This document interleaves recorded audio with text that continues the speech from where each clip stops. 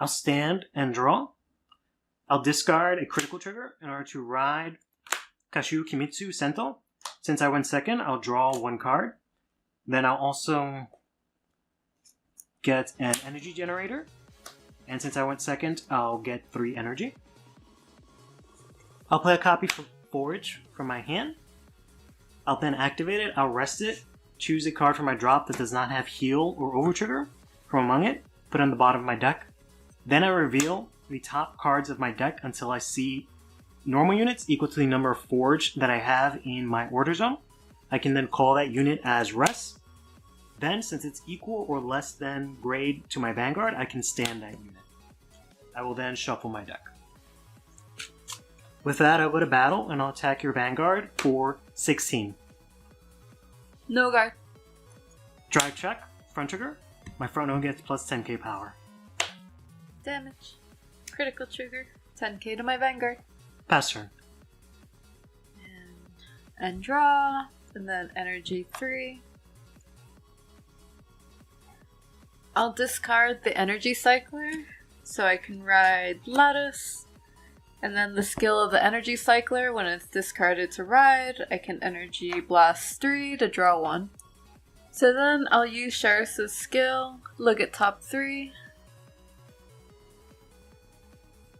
I'm gonna play 1 card and then put the other 2 at the bottom of my deck.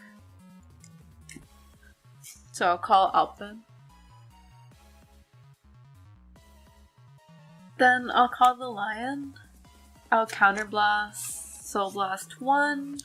I can bring a unit, a grade 3 or less, back to my field, so I will choose this shooter.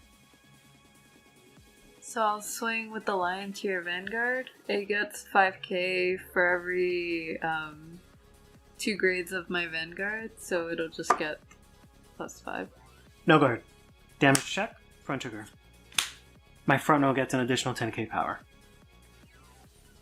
I'll swing for 10 to your Vanguard. No guard. Check. Pass turn. I'll stand and draw. I'll discard a front trigger in order to ride Kashu Kimitsu Toko.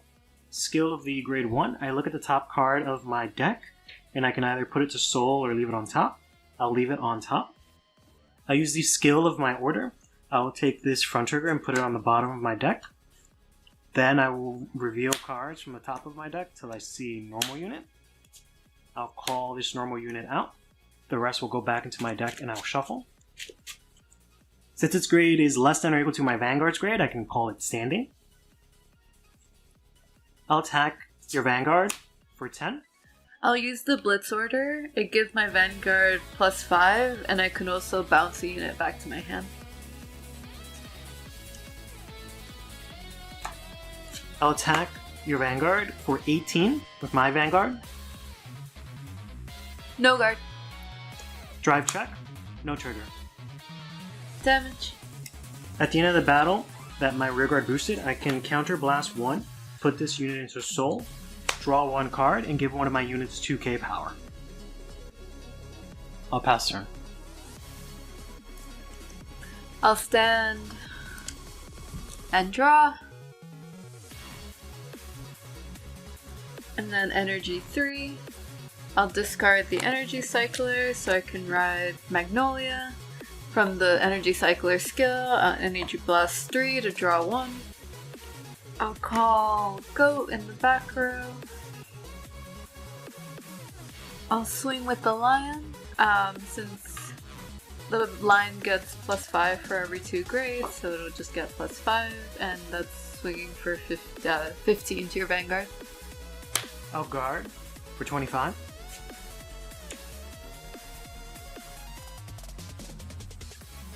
Swing for 13. No guard. First check. Second check. Damage check. Draw trigger. I'll draw 1 card. My Vanguard gets plus 10k power. Then at the end of the battle, I'll counterblast 1. This goat can attack from the back row. It gets plus 5 for Magnolia skill, but it also gets plus 10 for being in the back row.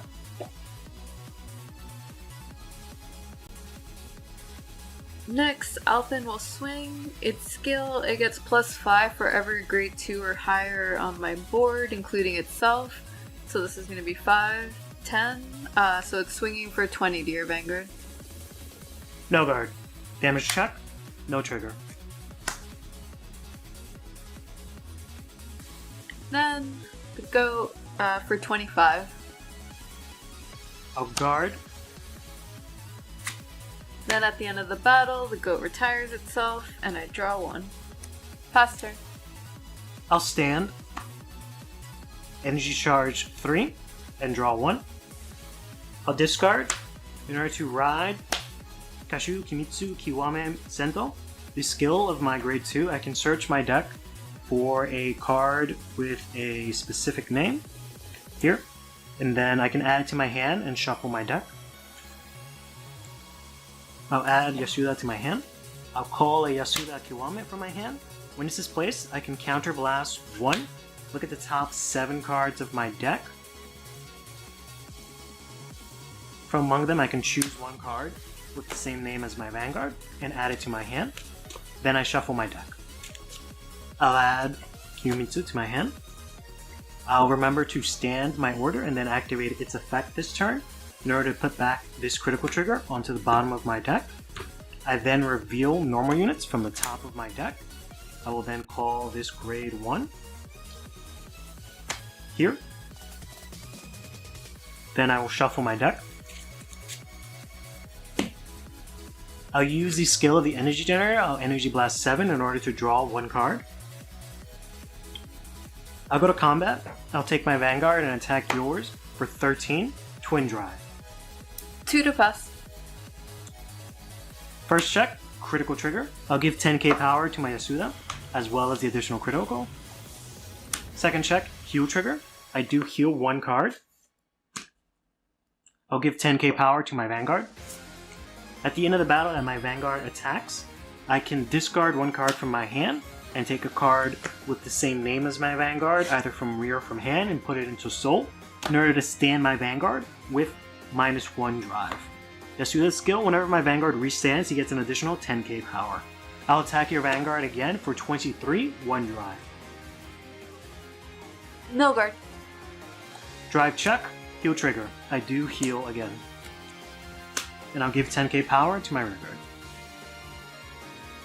Damage check over trigger. I'll draw 1 and give 100 million to my Vanguard. I'll attack your Alpin for 32 damage. No guard. Then I'll attack your Lion for 28. No guard. I'll pass turn. I'll stand and draw. Energy 3. And I'll ride Magnolia Elder. When there's a goat in my drop and there's no goat in soul, I can put this goat into soul and it'll give my Vanguard +5. Then I'll use the skill of Magnolia Elder to pull a card out from my soul to field. So I'll pull this goat out.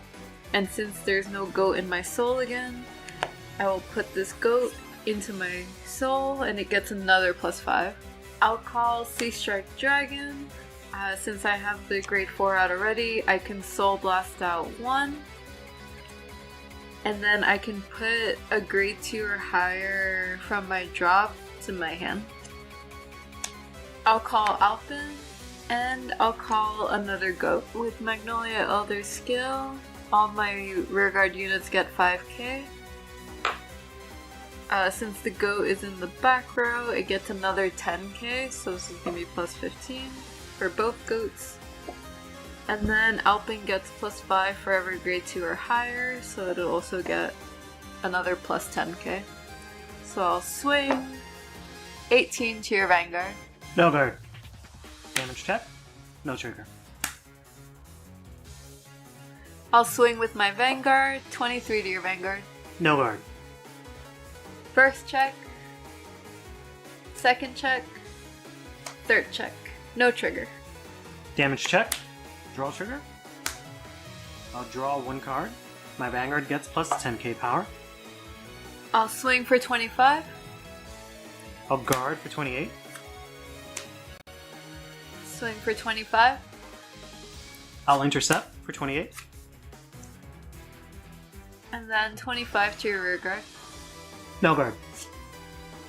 Then at the end of the battle, this goat discards itself and I draw one. Pass turn. I'll stand and draw. And then I'll get 3 energy. I'll Persona Ride. I'll draw 1 card. And my front row gets plus 10k power. I'll call, and call. I'll use the skill of my order. I'll put a front trigger on the bottom of my deck. Then I will reveal top card of my deck. I see a normal unit. I'll call it and shuffle my deck. I'll go to battle. I'll attack your Vanguard for 23, Twin Drive. I'll PG. First check, no trigger. Second check, front trigger. My front row gets an additional 10k power. At the end of the battle at my Vanguard attack, since I Persona Ride, I can alternatively pay the cost with Counterblast 1 to restand it. I'll attack your Vanguard again with 1 less drive. I'll use the skill of my rearguard. I can Soul Blast 1 in order to have my Vanguard get an additional 5k power. No guard. Check, no trigger. Damage.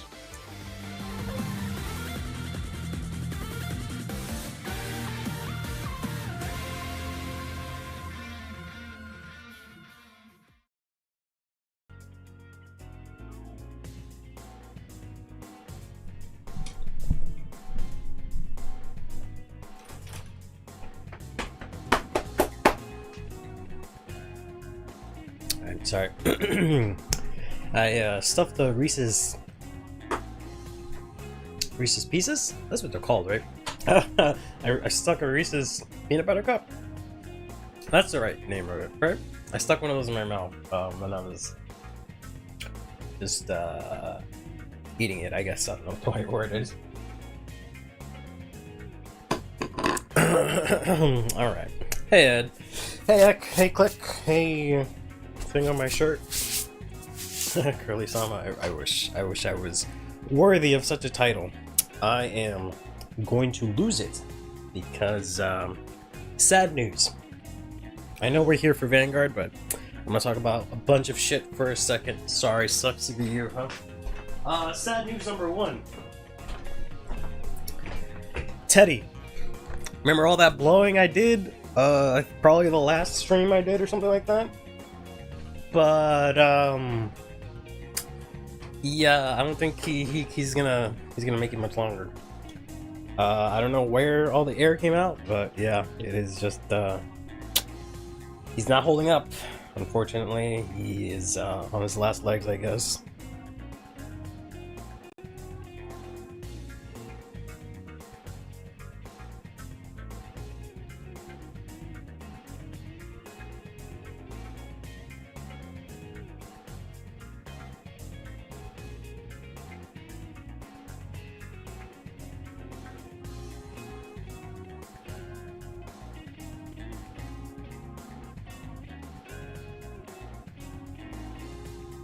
Sorry. Yeah, so Teddy, I don't think he's gonna make it much longer, which has been unfortunate. Yep, never to be blown again. Rip, gone too soon. 2012, 2024. So he lived an alright life. But the problem with that is that I don't have any easy way to do the focus on my camera. So I tried to do it with him, but just a little bit blurry. And then I tried the autofocus, and something about my face having too much facial hair, being too not white enough, my hair not being straight enough. I don't know what it is. It just does not like that. Or if it's like it like speaks too much or something like that. I don't know what it is, but it just keeps, you know, focusing in and out. So I don't know. We'll just, I guess, deal with a blurry stream for today, I guess, until I change it in a bit. But yeah, congrats, Ek, and we're all done.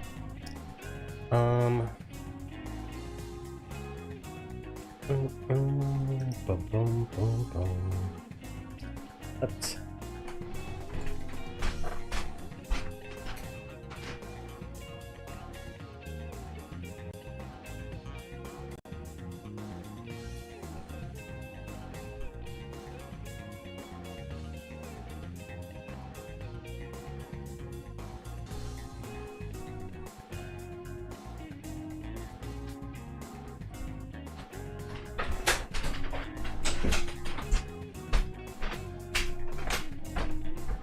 alright.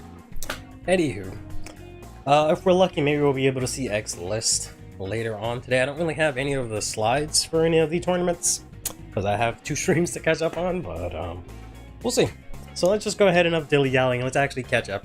So we have 2 streams to catch up on today. We have the Tuesday stream. I shouldn't say 2 streams to catch up on, but we have 2 streams in one, because we have the Tuesday stream, right, where they went over Deca, the new Deca, the actual Deca that will be used for the collab, and we'll also take a look at the stuff from today, which has Black Channel, right? But we also have some messages from the drop zone that I've been meaning to do for like, I feel like a month now, so we'll hopefully actually get into that today. But of course, before any of that, we'll have some cards of the day. I don't think Fuzzy has updated the results yet, no, but I think I saw that Bushiroad actually has the results already. So, I'll see. I think they only do top 4, but we'll see if we can take a look anyways. Excuse me. So, first things first, we got ourselves some more Grandpa cards. I did not expect this deck to get so many cards, let alone in the common rarity, let alone so many cards with the dangerous skill. So we have ourselves here Mr. Strongest, who has 3 skills. He's an 18k grade 3. He can't be ridden, but if something is bound by your Grandpa's Vanguard ability due to the dangerous skill, then if you went second, your opponent's on grade 3, you get 5k power. So this becomes a 23k beater pretty easily.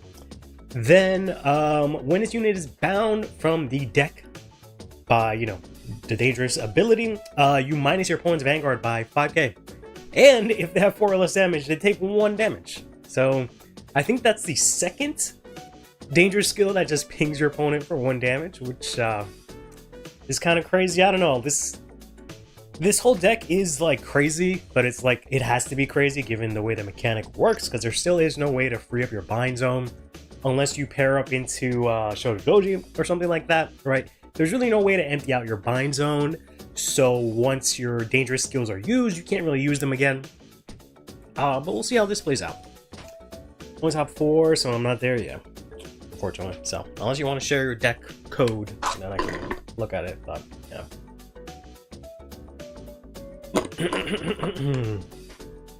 But then we got ourselves here the Heal Trigger, which is just him getting blown up, which I think is kind of silly. But we got ourselves Grandpa here. You're killing me. It's just a heal you can use. Then we got ourselves here Gib. This little cat here who just has 2 skills. First, it says if you either have a Kodo or a Grandpa as your Vanguard, you put any of your rear guards into Soul, any other rear guard that's not specifically the one that's activating the skill, to then increase its power by the original power of the card you put into Soul. So you can take the previous card, not the heal, but you can take this guy, put him into Soul, and increase this guy's power by 18. Why would you want to do that? I don't know. If the other guy's a bigger beater, I guess he doesn't intercept, I don't know. But this says also as a dangerous skill, whenever you reveal it for the dangerous skill, all your front row units get 5k power. Then if your opponent is on grade 3, they get another 10k on top of that. So not just instead, right? We don't have the instead, it's another. So if you're going first, 5k to front row. If you're going second, 15k to front row. Which, pretty cool. Then we got ourselves here something that I guess is interesting. I feel like they could have done this better. But what they did here is that they've created effect triggers for Kodo, but there are only Kodo. So what this means is that you cannot play them in Dragon Empire or any other nation, obviously. So they don't work as reprints, which would have been nice. you know, if you could just use these instead. There's that whole thing like, oh, because they have a different name, but there is a like a phrasing that they can use in terms of like the effect text that prevents you from using like 4 or 8 of the, you know, effect triggers or whatever that they could have done, but they decided to not do that for whatever reason. But Grandpa has himself a effect draw, an effect front, and we'll see an effect crit in a minute, because then we got ourselves here the principal. So principal here just says that on place you CB1, choose one of your rearguards with power, or one of your opponent's rearguards, I should say, with power equal or greater than this unit's original power and retire it. So basically anything with 10k or higher. So any grade 2s or greater you can retire. Then it says that when this is, you know, pinged by the danger skill from the deck, you retire all of your opponent's frontal rearguards. Then you choose your Vanguard, and it gets the ability of that. During the battle at this unit attack, when your opponent's Guardian is first put, choose one of the Guardians from among them and retire it. So apparently, the way this works is that you can literally just throw down whatever, and then that thing automatically gets retired. Because it's only just the first one, right? That gets retired, no matter what it is. So it's like a more complicated way to do a 2 or more from hand or something like that. Kind of interesting. I don't know if it'll actually amount to much. It just means you have to be a little bit more careful with the way you play stuff. But, you know, kind of cool. Then finally we got ourselves the critical trigger effect crit here. Right. And that does it for the cards of the day for this, I guess, section. Then we got ourselves here the Tuesday stream, in which we went over Deka-kun, which is just the tall guy. But before we do all of that, we got all of these crazy reveals.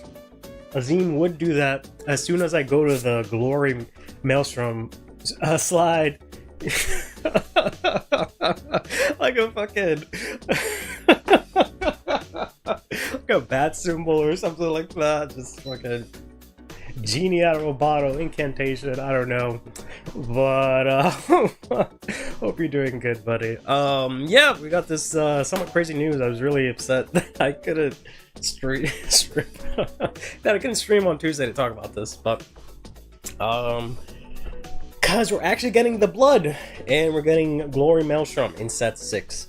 I half expected them to wait until the next anime season to do in set 9, because these were originally released in set 9. But no, they went, nah, set 6. We're not gonna make you wait that long. Let that turn quick. I'm pretty sure, I find it impossible that Platina's not gonna be included in this. Like, I know it's gonna be included. And like, I know some people are like, what's the word? I don't know, but they, I guess, assume that's not gonna happen just because of the fact that, like, you know, based on like the ratios and stuff like that, we might not get it. But literally last set we got fucking Keter getting 4 triple rares, so they will very easily do that again. They might even give him the 6, right? I would not be surprised. So we'll see, but I find it impossible impossible that Platina will not be included in this. Absolutely impossible. I might stake my like life and reputation. There's no way. They were just saving it for its own reveal because he's that special, right? They'll probably do a Venus and save him for last. Probably, yep. That's exactly what they'll do. But Lurko isn't in this set now. Yeah, there's no Lurko, unfortunately. But yeah, we'll see. I can't really imagine what these guys will do. I forgot to do it. I was gonna do it on the Tuesday stream because I had all these slides ready. I just couldn't stream because something came up. But I was gonna have this slide where it was just gonna show like Maelstrom's effect or blanked out, and then I was gonna show like a bunch of like fake versions of Maelstrom's skill to see if anyone except Azim would actually be able to guess it right, because that's the whole joke. No one knows what the fuck Maelstrom actually does because no one wants to play the deck, right? But I don't know, right? Judging from how these guys premiered, you would assume that the blood gets some kind of crit and attack front row, and you would assume that Glory Maelstrom has some sort of guard restrict, and that these will both possibly be tied to Ultimate Break. Who knows? And maybe cross rides, right? That's the assumption based on what they did in the past, but we'll see. Glory has a semblance of V-Glory's skill. I don't think I like that. The blood will gain a crit and self-damage itself? Self-damage itself? Why the fuck would it self-damage itself? Glory will do a guard restrict, mystery solved. I don't know. We'll see. Were you cheating on Vanguard with One Piece again? One Piece? I've never played, nor watched, nor touched One Piece ever. The version did some stealth damaging? Why would it? The fuck? Why the fuck are you damaging yourself? I don't know. I don't know if they'll do anything with V. You guys love bringing up V, but I keep telling y'all that never happened. Those 2 years never happened. Bushiroad is gonna do everything in her power to make you forget those 2 years. So I don't think it will do anything to do. It will have anything to do with V, but we'll see. We already kind of have an idea how these might work, right? Because we already have Gigantic Overlord the end, and that's kind of the same situation, right? And now it's relatively faithful, just sort of modernized. So I expect that kind of same thing for these guys, but we'll see. It's like me because we're doing the same raw. First, actually, I will say this. I don't usually like Maelstrom's art, but this one I can actually get behind. I actually kind of like it. I'm a little confused because he's like on like land. He's supposed to be like Mr. Water Dude and whatnot, but like this art, I can actually fuck with this. I can actually fuck with this Maelstrom. Yeah, for once. It actually won me over, yeah. So, is he extra legs? Extra legs? I don't see any extra legs. He has normal amount of legs. He has he has one leg here, and then the other leg, and that's his tail. Regular Maelstrom has 4 legs. He has 4 legs. I don't even know. Honestly, I don't know what it is, but like there's the Daisuke Izuka stuff where it's like I look at it and I cannot parse any information. But stuff like Maelstrom, I just look at it and I just can't ascertain what's going on sometimes. I did not know that he had 4 legs. I did not see that. Honestly, most of the time I think I just see the face for some of these units and like I don't see the rest of it. I don't like my brain just ignores the rest and I just can't parse it. Like this I can see. This I can see clearly. I can see like this being written, this actually doing stuff, but yeah, I don't know. Maelstrom is a tar? Like a minotaur? Glory, expect the farm nail. They keep making worse dragons? Yeah, I guess they do, yeah. Jeez. No. I mean, well, I guess not so much Glory, but Maelstrom, right? Glory gave a turn-wide guard restrict for every Bluestorm Armada in the order zone. How about no? How about Click doesn't type a message in chat for the rest of his life? Yeah.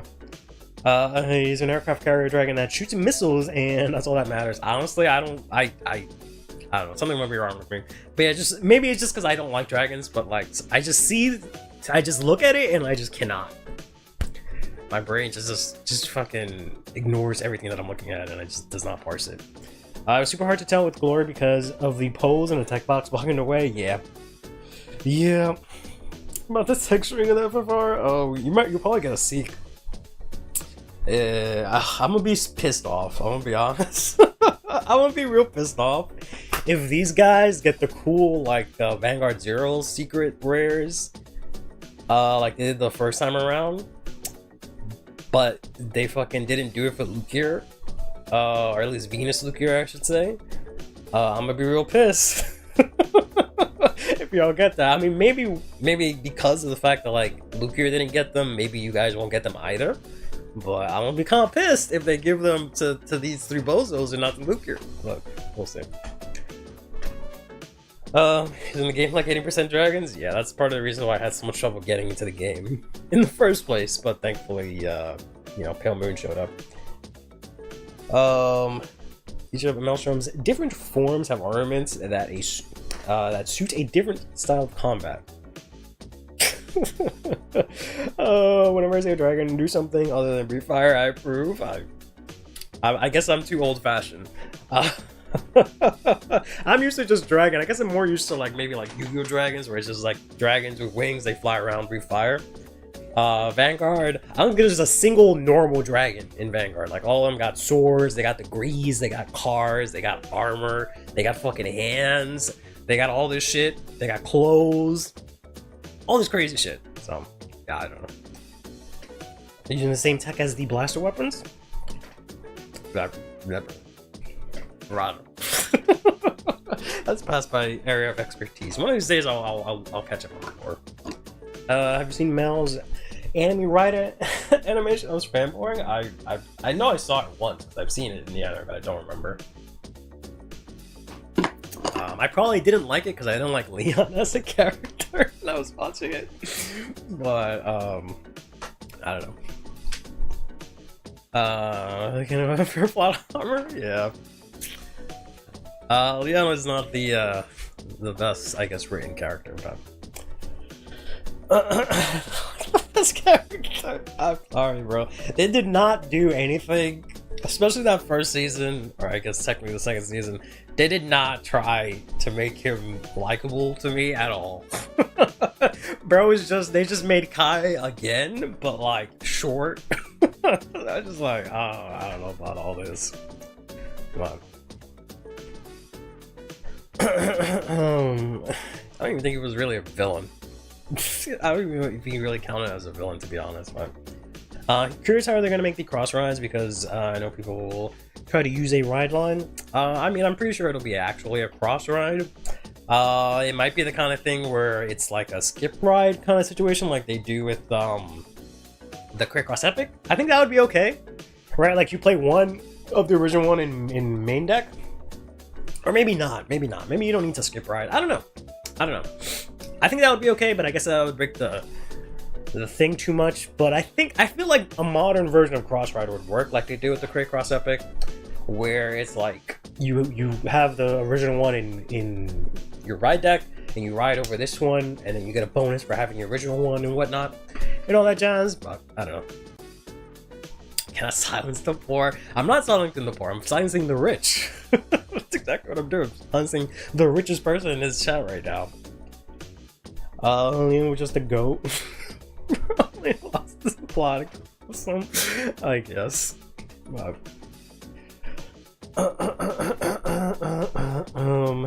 alright. We'll see. Other than that, we also got this other set of insane news. Crazy ass Tuesday up in Vanguard streets, but I just hope that Mel's new rears are Aqua Force name, regardless, or tier dragons, I guess sizable numbers. Yeah, I guess we'll have to see how many how many counters we actually get. But yeah, I was kind of, I don't know what to think about this. So yeah, I don't even know if you're barking at Solarian, Gandiva, or both, honestly. But for the Great 2 Master Forgetter is very happy right now. Yeah, I literally have 5 copies of both versions, normal and FR, because I knew one day it would happen, but I did not think it would be now. So I got them before when they were dirt cheap, and now they got, you know, sold out. I'm not gonna like it. Gandiva Mass art looks awesome. Yeah, they both look great. I don't know how this is gonna work out. It looks super cool. I can appreciate mass decks still being a thing and being supported, but the only way this is gonna work is if we completely rework how mass decks work, and then also do the same thing for the previous mass decks, where we can use like that double rare slot for each nation to give them a much better card, like, you know, maybe it like has a much easier cost and like gives you 2 markers, so Magnolia benefits from it, something like that, right? That just benefits all of them or something. I don't know.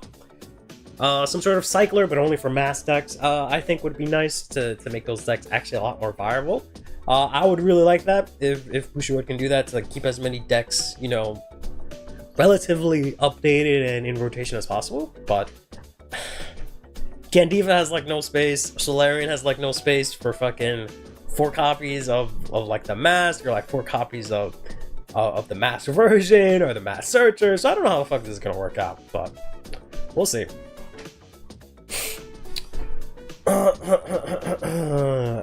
be learning Gandiva this week just for this. Jeez, I mean, it might be completely different. Who knows? He might not even retire anymore. If they can make good regards for Flagberg, anything is possible, I guess.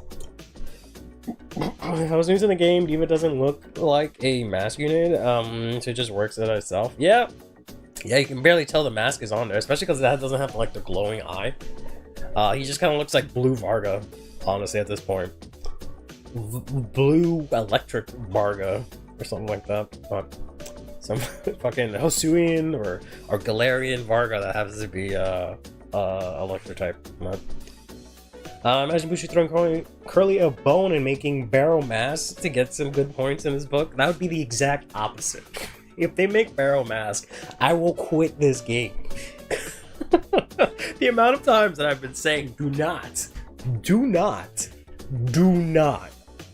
do this to me. Make me play a bunch of bricks that I can't use in this deck. I will lose it. Or we work for mask might be the only thing that you get from set 6. I hope that's what happens. We'll see. I don't know, maybe Gandiva became an reflected drag jeweled version. That's whack. Don't do that. If any Gandiva mask is themed on Ash, and his mask doesn't burn. Yeah. I was disappointed in Solarian's art. The ritual has so much potential. I mean, they could have gone a little more crazy with it, but I think it looks pretty good. Bro, just saying, I mean, yeah. I mean, that's kind of... that's just kind of what it is. I don't know.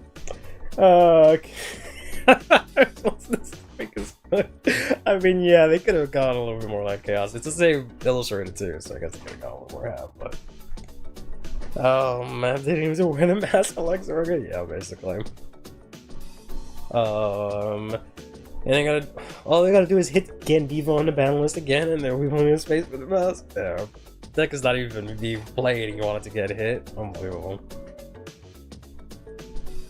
Not gonna lie, I saw the image when on my glasses. I woke up at 3 AM, I thought it was Harry. I mean, I guess. Keep mask away from my son. You don't want Flagberg mask. I've seen most of the stuff that made Gandiva broken in the first place on the ban list, isn't it? No, it's just 1 card. It's just 1 card, that's it. Which might not even matter anymore, so I don't know, we'll see. But, all we know is that, presumably, right, assuming they have the same 2 characteristics of all the mass decks, or maybe 3. I guess just 2, because the other one's part of the extra mass. So 1, you can only ride this over the original version, right? Presumably they'll keep that same characteristic. And then 2, you get some sort of benefit from removing the original one from the game, right? What that will be, I don't know. And these are usually very similar to the original forms, just in a slightly different direction, right? Some of them have been kind of interesting, some of them... an effort may or may not have been made.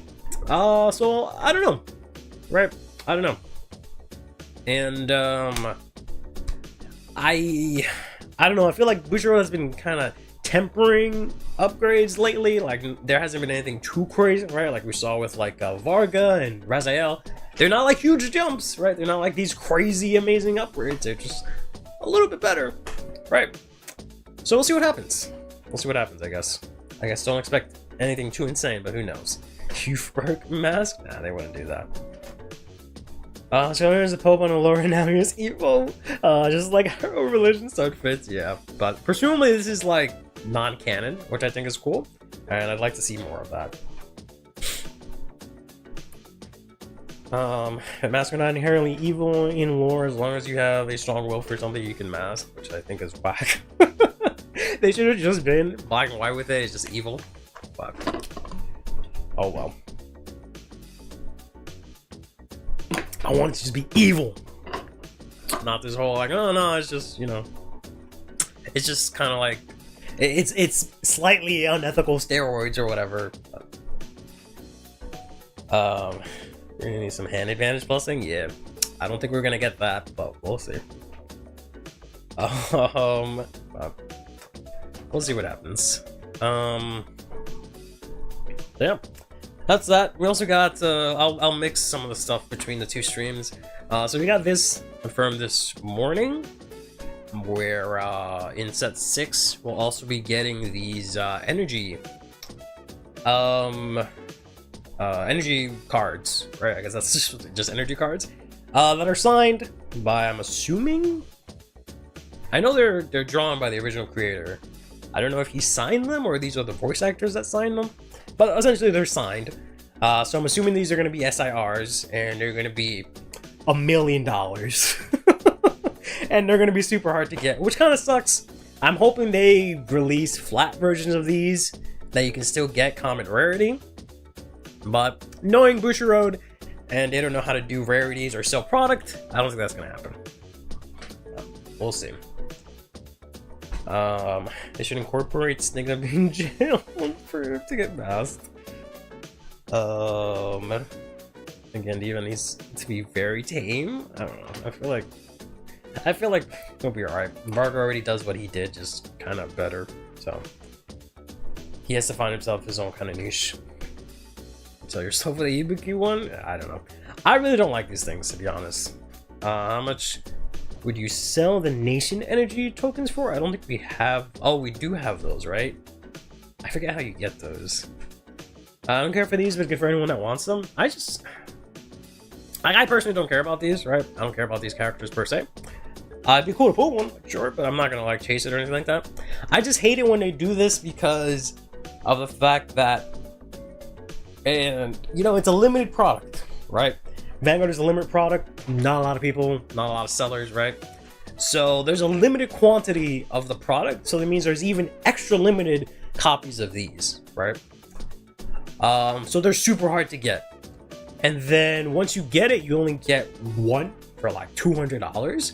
And then to like, if you wanted like to actually use them, right? To use like all 10, that's like, what, $2,000 or something ridiculous like that. And I don't know, like I understand it's not important, you don't have to get it, but like, I don't know, if someone likes, you know, Chrono and Ibuki and they wanted to get these, it's kind of really hard for them to get these for the most part, unless they just have a lot of money or a lot of good friends. So I just wish they would make the really pretty versions that you want to get, but then just make like some base rarity ones also. And I wish they would explore energy cards way more than they have been. I really fucking hate the common ones that they give us, because it's just like every character and it just have like this static ass pose all the time. Nothing cool about it. It really, like, for comparison.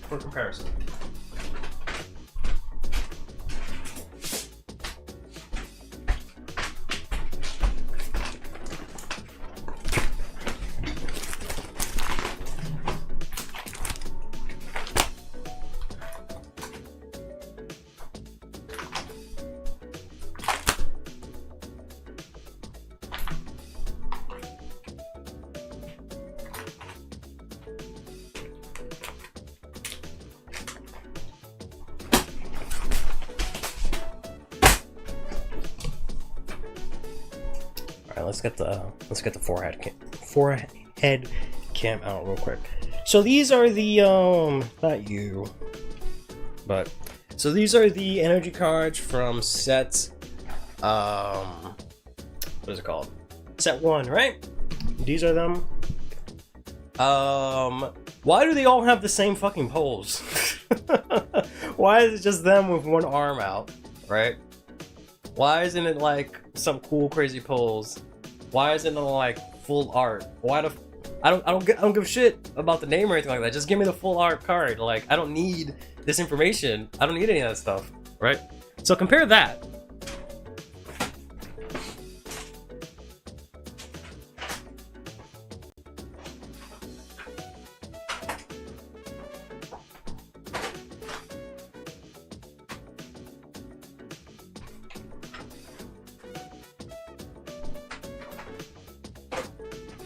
Now, this is Union Arena. This is basically their equivalent to Energy. Look at that. No dumbass text. Full art, right? Full art. You can see the character. It looks super cool, right? Something you would actually want. Look at that. Oh, full character art. Actual stuff going on here, right? Look at that. Whoa, so cool. Why couldn't they just do something like that? Right? And like, these are like, this is like a rare essentially in comparison, and then they have the foil versions, which is nice. Why couldn't they just do something like that, right? Make it a little bit nicer. And these aren't even, I'm pretty sure these aren't even that expensive, right?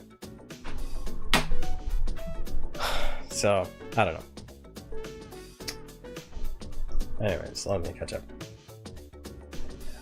Flexing get 15 energy because generator, just hold 10 and you got no limit to standby. Sure, I guess.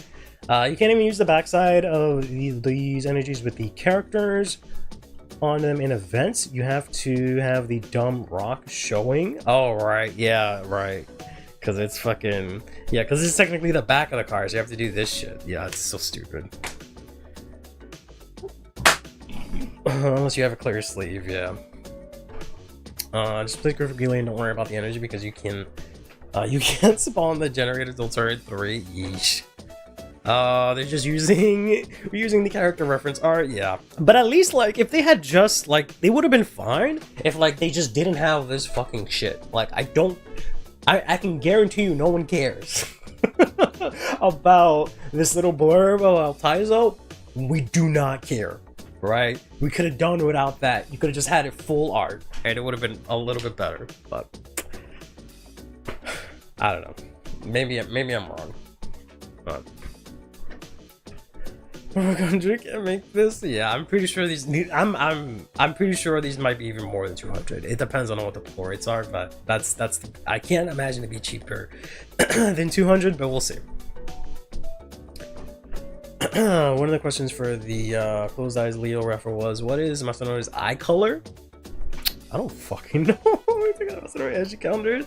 Yeah, you see, yes, I just had those actually here. I picked it up and I was like, oh, not you. But yeah, I don't know. I'm pretty sure they're like blue. I don't know. We'd have to go back to that one episode. Jesus, I didn't know they were that specific. The Vanguard energies definitely look like cutouts from a character sheet used for the animation production. For the anime production, they could even put just anime screenshots, and that would have been fine, right? If we're gonna be resourceful, right, and just reuse stuff, just use the anime art, and just plaster it on there. Fine. Like, the answer is blue. Okay, I figured as much. But so yeah, I don't know. All in all, these are cool. As always with Booster Road, I wish they would do a little bit more, but these are cool.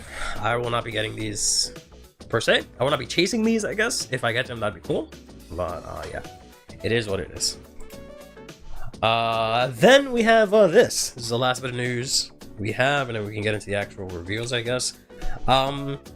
They confirmed that if you have Dear Days 1 on either Steam or on your Switch, and you buy a copy of Dear Days on that same version, it has to be the same version, then it will read the save file and it'll transfer over all of the cards you had, which is cool.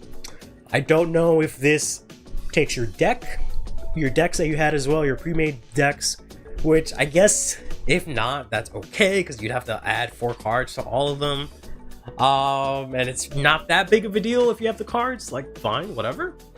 And you probably want to upgrade them because you have a lot of new cards by the time the gap between the two games, right? But this also means that if I play on Steam Deer Days 1 and decide to play the Switch version of Deer Days 2, then I just lose my shit. There's no way to transfer that, because if there's no crossplay, there's of course not going to be any cross save, right? But this is one of those things where like, okay, that's nice, Bushiroad, I see you trying. You have to do a little more than this, but this is definitely a step in the right direction. I can give you a head nod. I'm not going to give you a pat on the back because you don't deserve it, but I'll give you a head nod. Like, all right, that's good, that's fair, that's the bare minimum, so that's nice.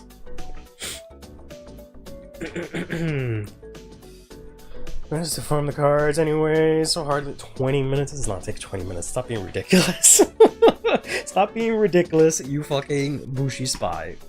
Unbelievable. Gonna be weird because I'll be in Brazil for this one. I guess no host of cards for me. Yeah, it sucks to be him. I agree. It's a step in the right direction. Yeah, it's better than nothing. I think they are trying to sell those tokens just like Imaginary Gift from V without the full pack. I feel like the gifts were a lot easier to get and like they spam those a lot more, but yeah, I don't know. I don't get it. I don't understand why they don't just go ham. Like, you could literally just put down like 50 different poses. You could have fucking chin, hand on chin now, fucking eyes blocking the sun now. You could have like a billion of those, right? I'm not even talking about loot shit. I'm just talking about just put it on there on an energy card, full art, and you're good to go. I don't understand why they just refuse to do anything to make any money, but it is what it is. Game has box offers, and only one was the artwork per box. I mean, that's kind of more than what we get now, I guess, right? Nonetheless, so we also got just some sleeve information, which is cool. So all these new units from set 6, presumably, right, are gonna get these new sleeves. I say presumably because I don't know if we're confirmed that these are in set 6. I think we do know that, but I think, myself included, assumed that these were going to be the promos for Deer Days and they maybe would get supported in set 6, but maybe this specifically means that they are in set 6 specifically and the promos are something else. We'll see. And then we also got for the encounters as well, and they for whatever reason included Venus Lucier in this bunch. Does that mean that she's going to get supported this set? Perhaps. I mean, I wouldn't be surprised if she got some support, but I don't know why she didn't get sleeves the first time around, so we'll see what happens.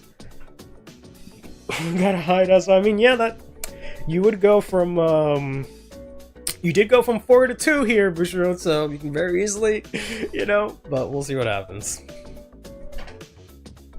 I gotta remember to order those glory sleeves. Yeah, the glory. I might actually. I'm not gonna lie. I might get them. I'm obviously getting the Lucier ones, and I'm getting my boy Graham Grace. I might get the Solarian ones. Solarian ones look kind of nice. But yeah.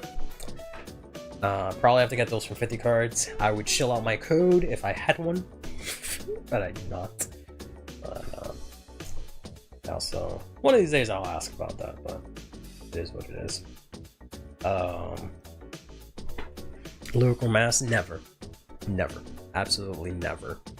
Hold on.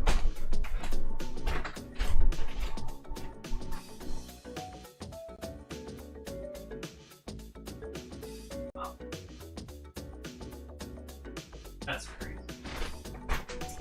That's just crazy. This whole time I'm like, oh, maybe the white balance or whatever the fuck it's called is not up, and that's why it looks so dark. No, it was higher than usual.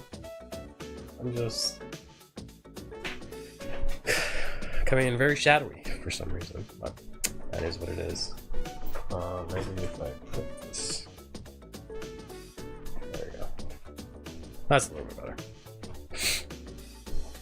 There you have wrenches. They won't give them unit reverse. Must also mask. Yeah, they will not. They will not make them not in schoolwear uniforms, let alone be evil. No.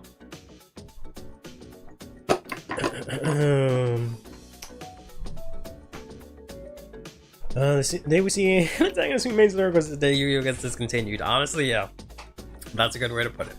That's the likelihood of that happening. That or a lyrical main character in a serious in a serious role, right? Not just like a Vanguard if kind of situation where it's just like ha ha ha whatever, where we get like an actual main character that plays lyrical, or we're like, oh, but Yu in the manga used it one time or whatever. It's not gonna happen, right? But all right, let's get into Deka real quick. So we have here Deka Sugi Deka-kun, which is just the starter. These are all Korokoro / Keter Sanctuary, so you can technically play this in any of your decks if you're Japanese. If you play in English, go fuck yourself, because we probably won't be getting these, but we'll see. Then we got ourselves here the Grade 1 Big Struggle in the Skyscraper District Deka-kun. This one just says if you ride either Deka or Korokoro, you can Soul Blast 1 Korokoro to ride. Then we got ourselves here Big Summer Camp Deka-kun, who just says you reveal either Korokoro or a Deka from your ride deck to then reveal the top card of your deck, put it in your hand if it's a normal unit, and that's it. So nothing crazy here with the ride deck so far. Little Wizard School on Whale, yep. No Land / Nation Essence, yep. Makoto not relevant enough beating up the unimportant jobber, nope. Protagonist who uses lyrical is another thing that would happen one day, yeah. It will never happen, unfortunately.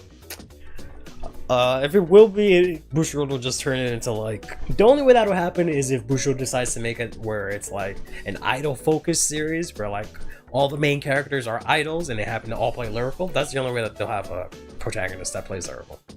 Because they can't get it out of their heads that lyrical or any of that stuff does not have to be associated with like cutesy and idling.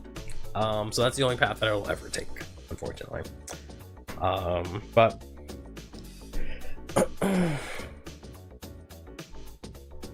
oh, sorry, I went deaf for a second. Then we got ourselves here's History's biggest protagonist, Deka-kun Upper Body. Right? So these are really cool. I don't have the slide, I think, where it shows it. But these are really cool because he's like, his whole thing is, the whole gag is that he's really tall. So the cards themselves are actually really tall. Right? So they take up 2 lanes, which is super cool. So this has a new keyword, which is the Overgrown State. Basically just means if you have the same card name in the same column, but with the upper and lower in the same column, you become in the Overgrown State. So this one says in the Overgrown State, this gets 5k power and drive on your opponent's turn also. So, if Shiranui dominates you, you lose your ability, so you go back to 13. So they won't be able to get to, they won't be able to triple drive. But yeah, you get 18k base on your opponent's turn. Then if you Persona Ride, you get a free crit. So you get triple drive, crit, and 18k. So literally just MLB for free. No work at all. Just literally MLB for free. Right? And then it says you can Energy Blast 2 to call the lower body from your deck or drop into the back row center behind it. Right? Yamageto callback. I have no idea what that is, for sure. Then we got here the lower body here, right? This says they're all going to say the same thing. All the lower bodies say this thing, where if you have the upper body, then you're in the Overgrown State, and you cannot be chosen by your opponent's card's effects, so they have resist. And if they were to move to Guardian Circle, they move at the same time. So if you intercept, you take the whole thing with you, which is really cool. Because that makes sense, right? You're not just about to guard with your face and leave your legs hanging or something like that, so you guard with the whole body. So that makes a lot of sense. I think that's pretty cool. Then the second skill says that if this is in the Overgrown State and you did not ride, you CB1, search your deck for the upper body and ride it. And if you did not get Persona Ride, you get Persona Ride. So this is MLB that has 18k, triple drive, 18k on both turns. It has triple drive, and it has a crit, and you activate Persona Ride for free. Or I shouldn't say for free, but you just search out Persona Ride and just activate it, right? That's kind of crazy. That's kind of crazy. Right far into the stream is when we bully Curly with buddy fight references that he doesn't care about. Yep, exactly. Love it. Oh man. Manga writers consume some really weird substances to come up with this stuff. Oh yeah, but because this is weird. This is what you think is weird. I've got Masker Reverse because cute items can be evil. Yeah, exactly. But I think this is really cool mechanically. Competitively, this sounds pretty interesting.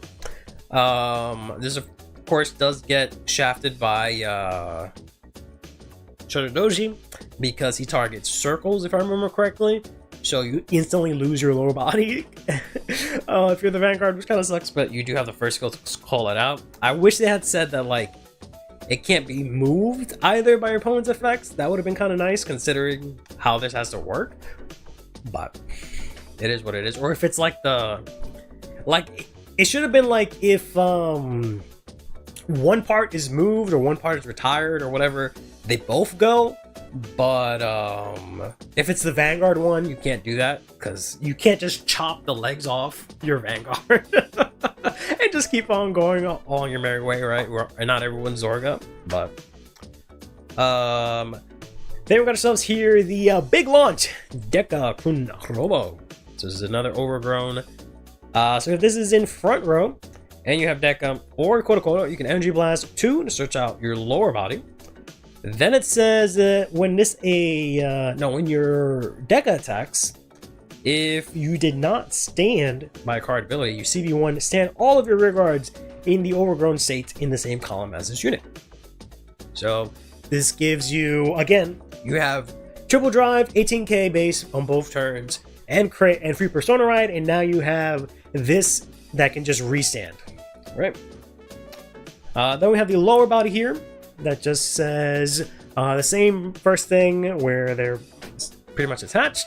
Then it says if it boosts, if your opponent is 10k, this unit gets 10k to the end of the battle. So now you have yourself a 28k restanding column, 38 on Persona Ride that you can activate, and triple drive with a crit.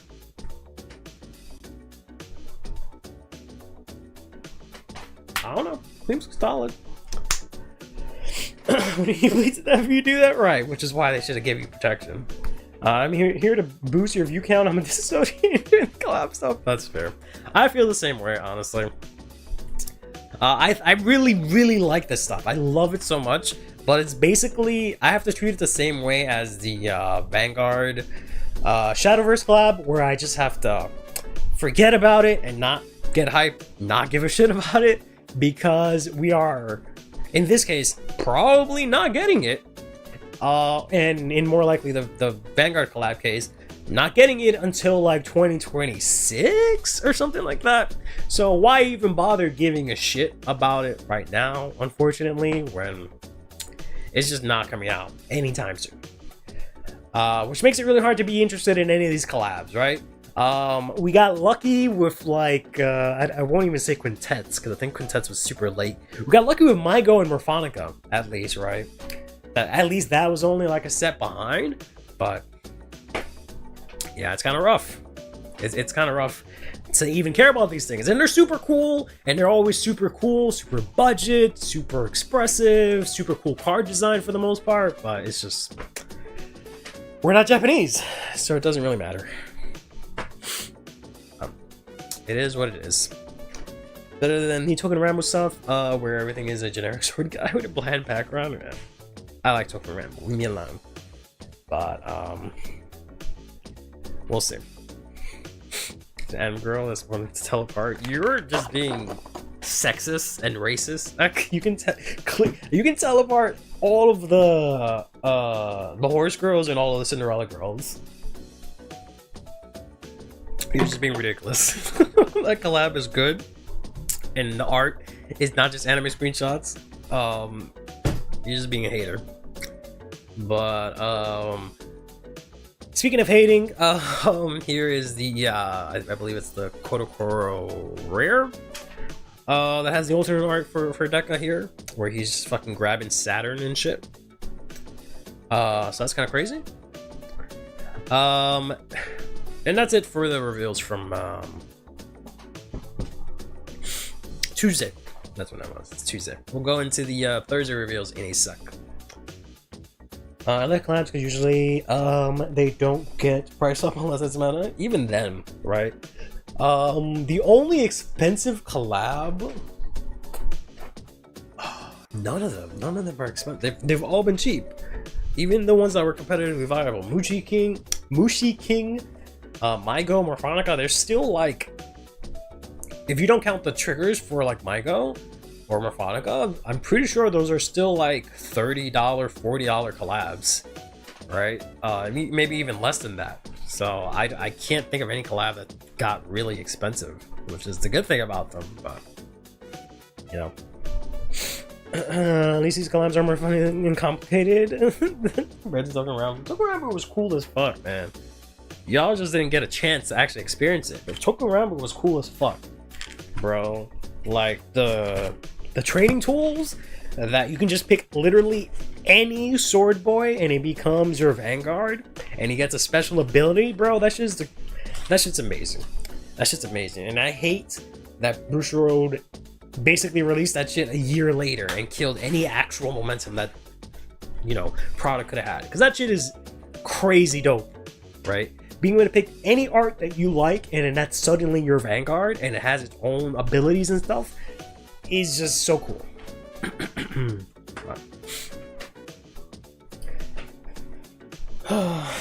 I've been wishing it for 15 and might go for 30. Yeah, that sounds about right. Speaking of $30, I guess. So we've got set 4 literally coming out tomorrow. Alright.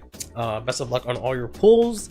Hope you guys get what you need. Whoops. Wrong. Almost give you guys a warning.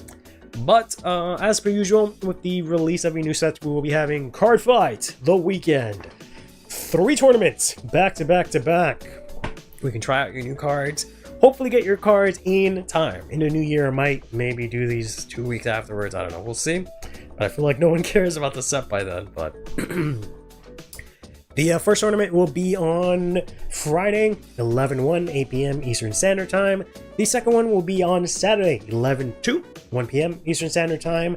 And the third one will be Sunday, 11/3, 4 p.m. Eastern Standard Time. These will all be in the Discord, The Drop Zone. So feel free to join. You can either participate or you can just spectate. I will try and see if I can get one of the days streamed. I don't know because I want to actually play to practice. So I don't know if I'll be able to stream them, but we'll see what happens.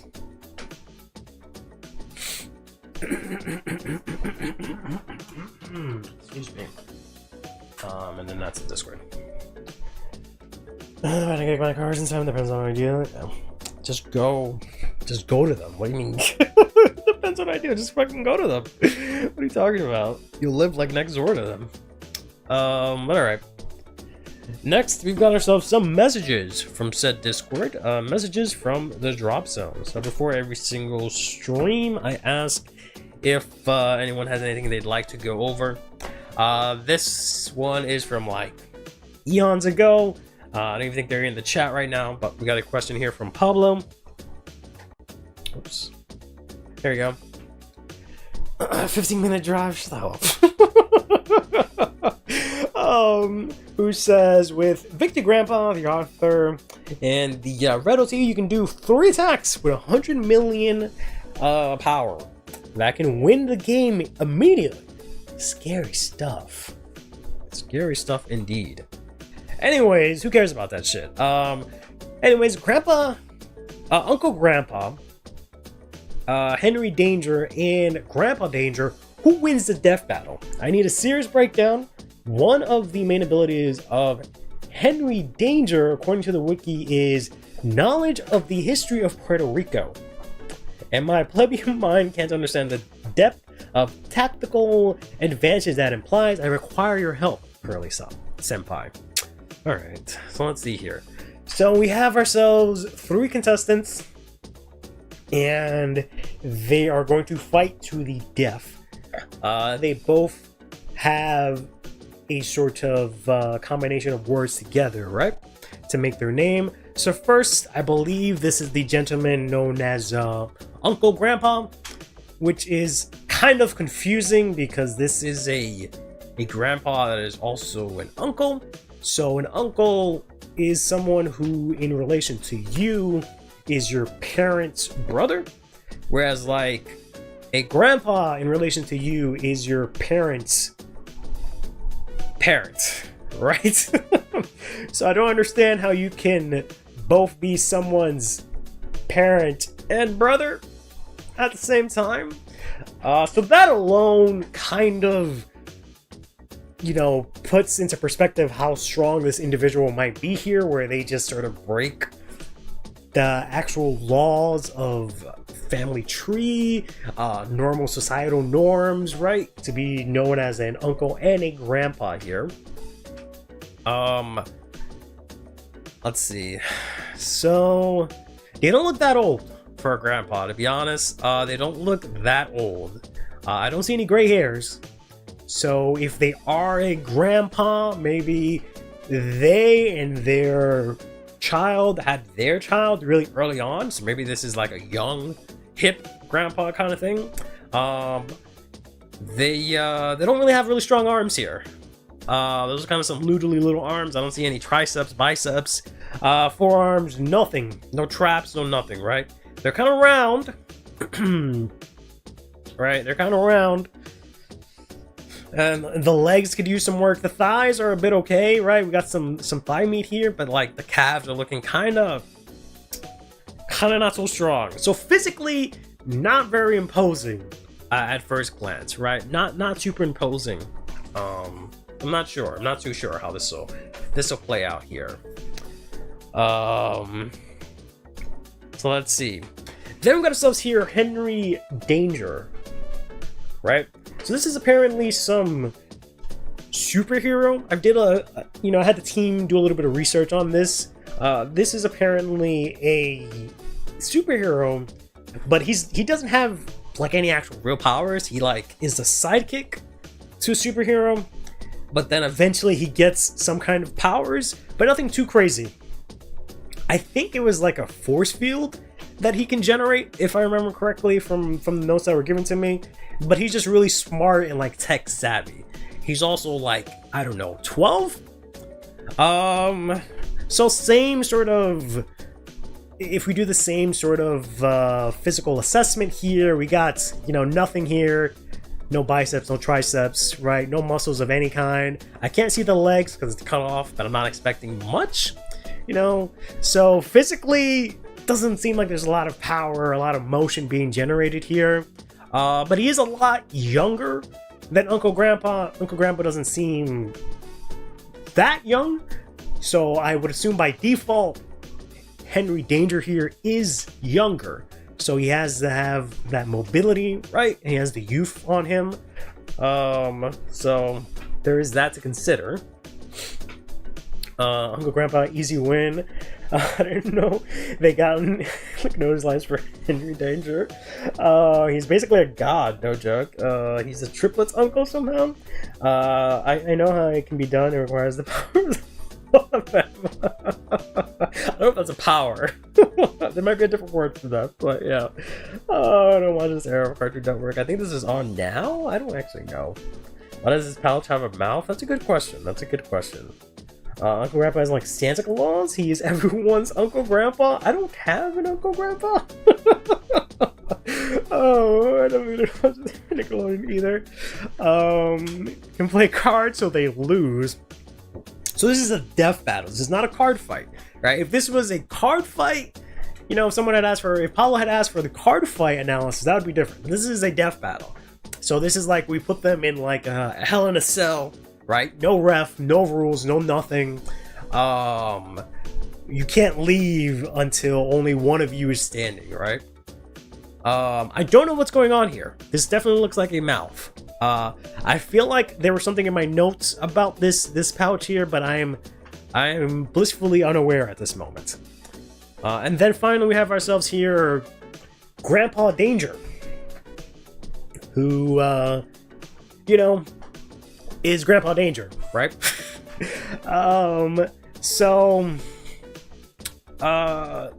He looks older than Uncle Grandpa, not by much, right? I feel like they're about in the same age range, same mobility, right? When it comes to the physical assessment, I believe Grandpa Danger is the shortest of the three, even though this fella here is rather young. I feel like Grandpa Danger is kind of small. You know, that size may or may not be useful, maybe an asset, I don't know. I don't think Uncle Grandpa is that much bigger, but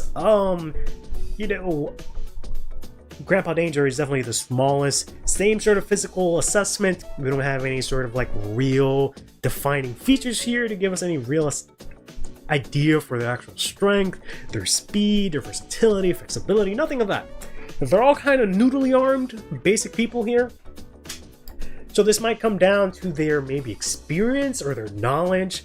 So we know when it comes to knowledge, I believe Henry Danger might win, because he does have this expertise on Puerto Rico. I don't think any of these guys are Puerto Rican, to be honest. To be fair, Grandpa Danger, he could be Boricua. He could be. Honestly, Grandpa Danger, that might be even like a reggaeton name. So maybe that might come into play. Maybe, is Uncle Grandpa Puerto Rican? So if Uncle Grandpa is like Santa Claus and he's everyone's Uncle Grandpa, that would then make him the Uncle Grandpa of a Puerto Rican child, which would then make him in part some way Puerto Rican. So maybe Henry here has something going on, right? Maybe he's the right man for the job here.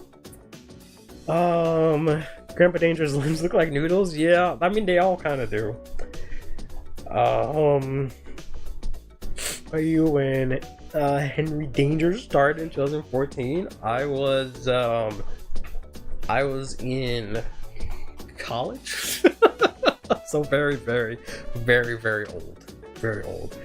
So old I was supposed to not be in college. That's how old I was.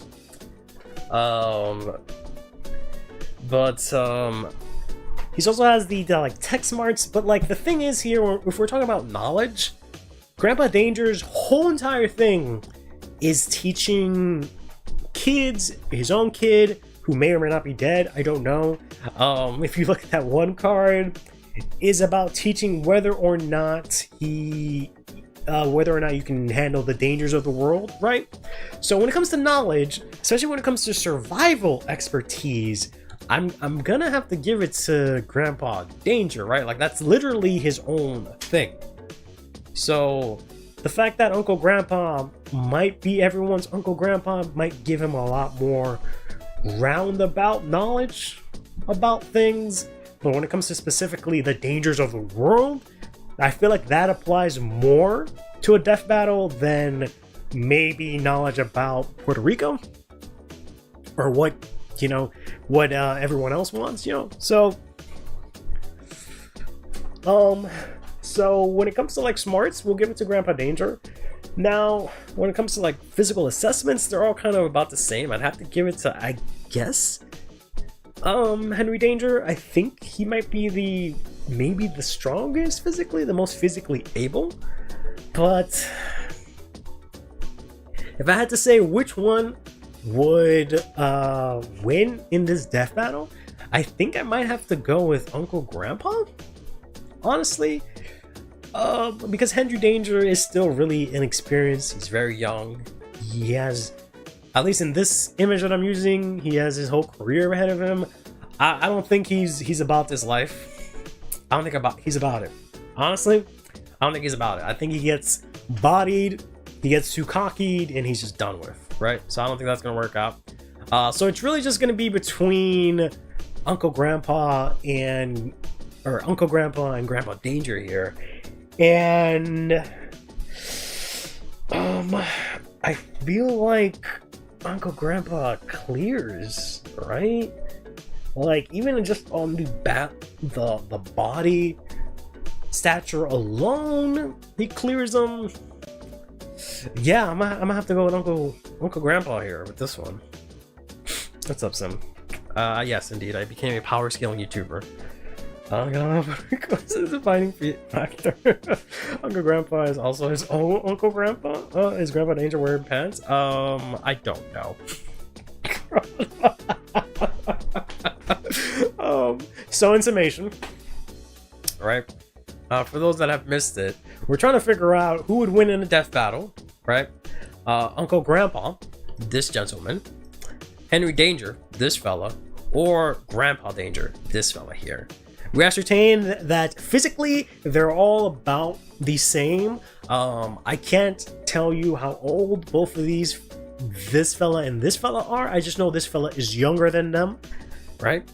I would assume that this is the youngest and that Grandpa Danger is the oldest. When it comes to the knowledge game, I have to give it to Grandpa Danger, right? He has these survival skills, I think, in that factor. But when it comes ultimately to the actual death battle, I think Henry just gets straight bodied frame one. Like, he does not even get to put up a fight. And it's just between these fucking champs over here. And unfortunately, ultimately, Uncle Grandpa wins. Oh yeah, with no pants. Yeah, that is indeed a trope. And that's been messages from the drop zone.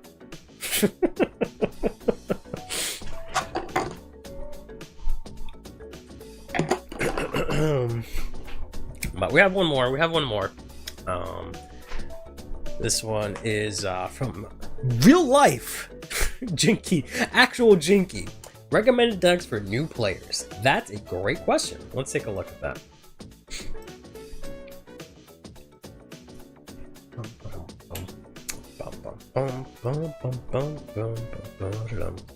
We'll even do the named tier list. Let's go to presentations and let's zoom in. Here, what is this ad? Get the fuck out of face. Alright. Recommend Varga. Why? This is a layered question. You can't just throw out a deck. Let's go to let's change to this thinger. Let's swap over here to screen. Let's hopefully get the right one. Yeah, there we go. First try. Let's go. Professional streamer. We're gonna spice things up a little bit. Let's do some. Is it this one? I think it's this one. It's actually hard for standard. To be honest, what do you recommend to new players? Yeah. Whoops. We're gonna act a new Star Texas game that comes out next week. Maybe. Whoops, I zoomed in on chat. I don't want to do that. So you guys are saying that, but what are you basing this on? Are you just basing it on how cheap it is, how easy it is? Like, what are we basing it on, right? Because there's a lot of different factors. You can't just say, okay, here's a new deck, just play it because it's cheap, right? There's also like, who are you getting this new deck for, right? Is this a new deck for someone that's never played a TCG in their life? You're just gonna give them Varga and be like, here, good luck, right? Go on TCG player, build the deck yourself, go fuck yourself, right? Or is this someone that is coming from Yu-Gi-Oh, right, and they're super experienced? Why the fuck would I go into presentation mode and you're still giving me ads? What the fuck, right? Would you know, how would you determine that, right?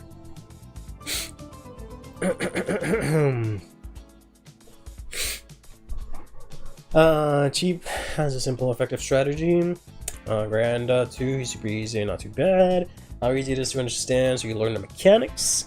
It's very simple to understand and reasonably powerful without staples. Like, what would the category be? Budget, skill cap? Yeah, that's what I'm trying to get. That's what I'm trying to engage here. Environment is easy to understand. Kill front row, restand Vanguard. Typically, you give Warrior Paladin to newcomers. Is the original different sideways deck, I guess. So I think let's do not recommended. Right, we'll have one for not. I hate it when it does that. Not recommended.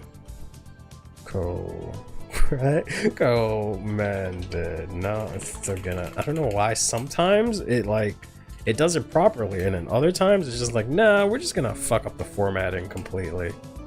All right, let me see. If I refresh it, it's gonna. No, it's just gonna keep it. All right, cool. Okay, there we go. Right, now it's doing it correctly. So not recommended. Okay. Maybe I just hate that it keeps cutting off the words. Do not recommend. There we go.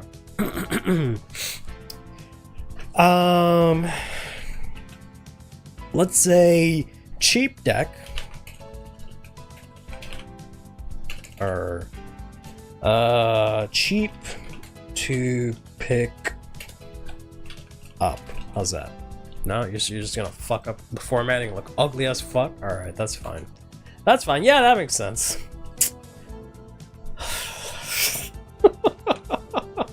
Oh my god. Why is this shit doing that? Okay, there we go. Jesus Christ.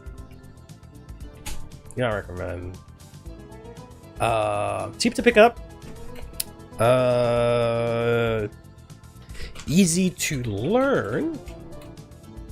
I think those are two different things, right?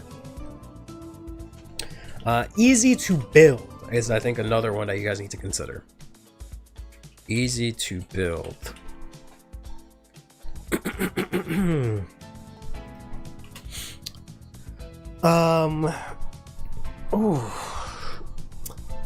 Because if it's a deck that I have to go and get like several different pieces for, right, or something like that, or I have to get like promos and stuff like that, I'm not so inclined to like build that. Right? So yeah, and then I was gonna do some dual categories. I guess fine. I guess we'll combine it. We'll combine it. Fine. We'll do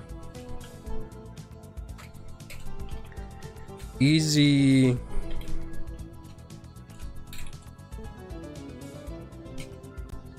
We'll say that cheap is also, you know, you don't have to go to 50 different sets to get it and whatnot. Easy to learn and cheap, right? So this is the combo tier, and this is top recommend. This is the cream of the crop up there. All right. Honestly, every SocialMedia deck would be not recommended. There's some convoluted decks there. I see what you're going for. Try to figure out recommendations for different kinds of player. Yep. Have a category for both easy and learn to build at once. Yep. A good deck for a new player would be something that doesn't break their bank, while also doing a good job of teaching the key game mechanics. And honestly, I'm not sure if Vanguard has some of those. Virginia is the ultimate pick. Reasonable power levels, has control effects, superior calling, multi-attacking, and uses orders, all the basic stuff you need to learn. It does have energy too, yep. Fair. I will put this into the frame of reference that this is someone that is knowledgeable about card games. Right? Maybe they're not like a premier Yu-Gi-Oh player, but it's also not like you buying a deck for your mom, right? So let's say, let's give this a shot. We got all these decks here. We probably won't go through all of these, right? But we'll go through some of these real quick.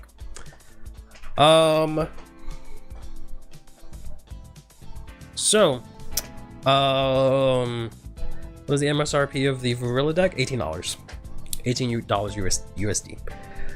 Because, you know, some of these maybe you wouldn't actually want to recommend, right? So if we start with Triumph Dragon should technically be very cheap. Should also be very easy. So it should technically be easy to learn. That doesn't mean I want to recommend it, right? So that's where things get a little tricky. Varga. It is not cheap. Is it easy to learn? I don't think it's complicated. So yeah, we could put it here. Gryandra.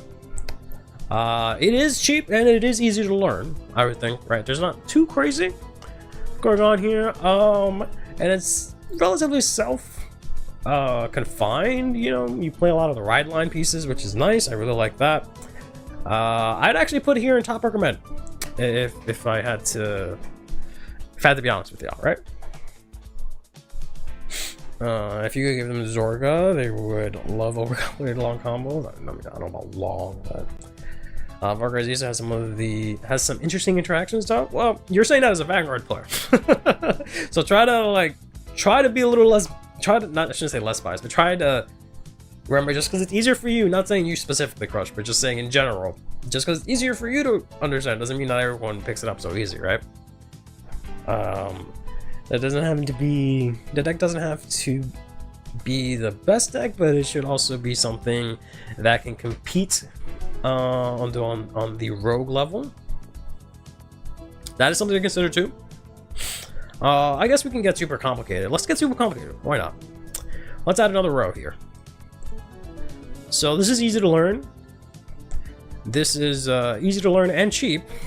And this is easy to learn and cheap and competitive. How's that?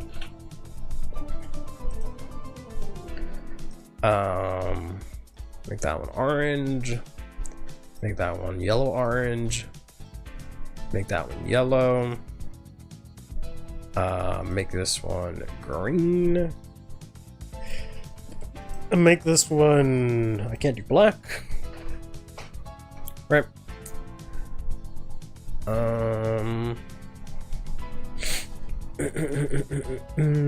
Categoron? What? It's cheap to pick up, but pointlessly come. What the fuck? I don't know what the hell that says. Best way to put it would be to recommend a deck that you believe that they can successfully take to locals, have some sort of achievement. Yeah. I wouldn't even say achievement. I don't think they have to win locals per se. I would even go up lower the bar. They just have to be able to compete at a local level, right? They don't have to win locals, but they have to presumably not go X and 4. Right? I'd make another row. Cheap and bad. Yeah, that's fair. Add a row above. Or whatever. Cheap. Or how about this? Cheap or easy to learn, but bad. How's that? So I'll put that up here. Where you go? Oh, here it is. Okay, here. Put that here, and I'll put this here, and we'll delete this one. Right. So it'd either be it's cheap to pick up, easy to learn. It's cheap. Maybe it's cheap and easy to learn, but it's just bad. And then it's both easy to learn and cheap, but then it's also competitive. I think that works. This color, yeah, there we go. Of course, if they're starting out, then they're probably not winning first try, yeah. But as they learn, they should be able to at least complete decks, be able to at least compete at local level. Yes, exactly, yep. You can consider how viable the deck is going mostly pure without staples yet. I mean, yes and no. We'll see. So I think Gryandra's solid. I think you can do okay at locals with Gryandra. It is definitely cheap. It is definitely easy to learn. It's pretty easy, right? It doesn't really have anything crazy complicated. I say it's better than Drive Dragon at least, right? So it would be my top recommended, right? And these are the ones like that are like that fit this criteria, but these are the ones that I would absolutely recommend. I would put Varilla up here as well, just because you have the deck set. So this is including just basically the deck set, right? Koto Blaze is probably cheap, but it's bad. Deck is a mess. And I don't think it's easy to learn either. So yeah. And or just so I don't have to make too many columns here. It's cheap and or easy to learn, but that's bad. I don't think this is easy to learn. It's at least cheap. Stop, go away. But it's just not great. Shoujo Doji. So X says to put it here. Is Shoujo Doji really that expensive? Kind of is. To an extent. It's definitely not cheap. Is it not easy to learn? I guess it's not the easiest deck to learn. No. So I guess we can put it here and do not recommend. I think the deck that fits this category are the underrated Dragon Empire decks. Yeah. New player with no cards probably won't have a playset of energy cyclers, so we gotta consider that. Yeah, but they'll probably be able to get it, right? So it just kind of depends. It's mid-tier expensive, and it's hard to learn tons of nuance for the 7 attack combo. Yep. Yeah. So if we're talking about just a brand new player, new to Vanguard, maybe not super well versed in TCGs, yeah, I wouldn't tell them that to be their first deck. Alakalibriya. Alakalibriya, I think we go up here, right? It should be cheap. It's relatively easy. It doesn't have anything crazy. It's pretty good competitively. And it's all in one set. Really doesn't use any cyclers, right? Or generics, right? Aside from Ford. But you can argue you can do without Ford and the deck will do just fine, right? So I'm not gonna say like don't include staples at all, but if it's something that like, which I don't think is always the case, but if it's something that only works because of staples, then don't consider it. But it's something that just works in spite of staples, then you can consider it, if that makes sense. We're saying no because Shoujo Doji taking a lot of complex game actions. It's an archetype, so that's definitely a plus for builds around. And it's also, it just has, you have to get so much. You have to get Unprecedented from an old set. You have to get 3 different promos. Like, it's just way too many different places you have to go to get the cards. You know, from different sets. All that kind of stuff, right? It's just way too many like high rarity cards you have to get and all that jazz, right? So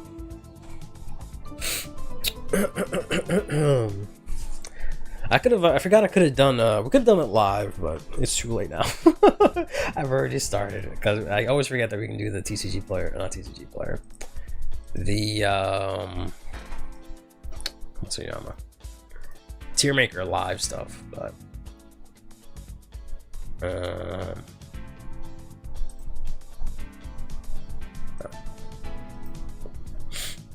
thing about Libra is knowing what overcharge is. Don't remember if overcharge is explained on the cards. I think it is, because overcharge is really nothing. Overcharge just says, like, the keyword overcharge just means if I'm selected by the Vanguard, if I'm selected by Alakalibriya. And they all say, I don't know what's the point of really that. I guess it's to have like an archetype name, because there's really no point of it saying overcharge. Because after overcharge, it immediately says if this was chosen by a Alakalibriya's effect, right? They all say that same block of text right after overcharge. So I think you make the association quickly enough. So really all it does is if it's for cards that say if you have an overcharge unit, right? That's the only part that's a little bit like, huh, what is that?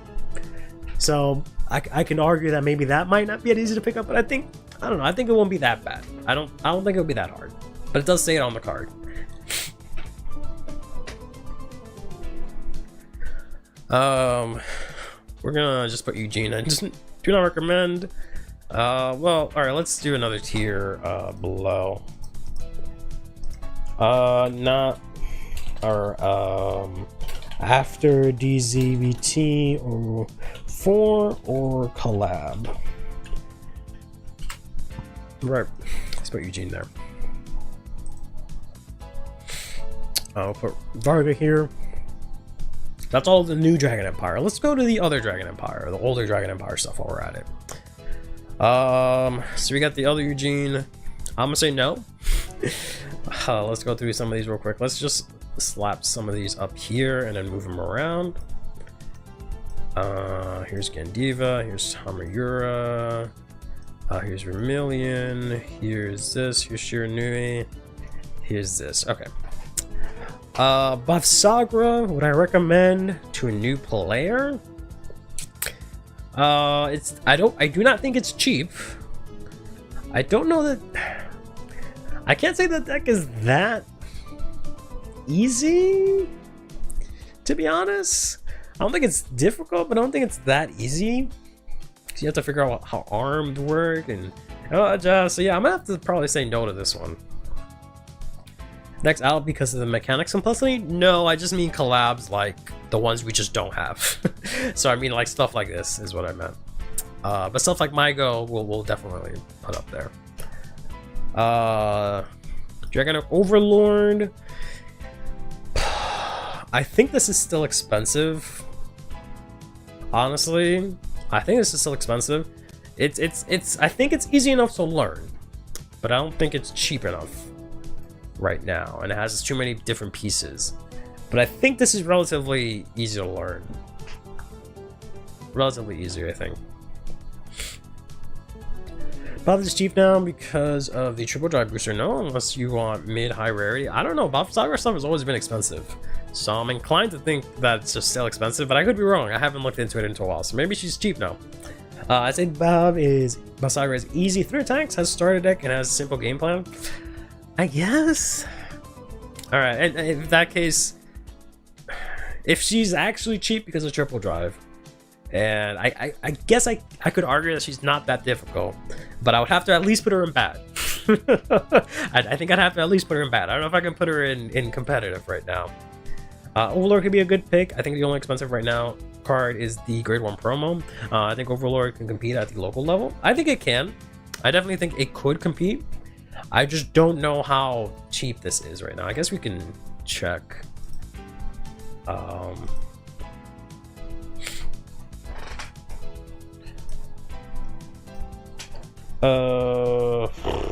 I'm gonna regret this.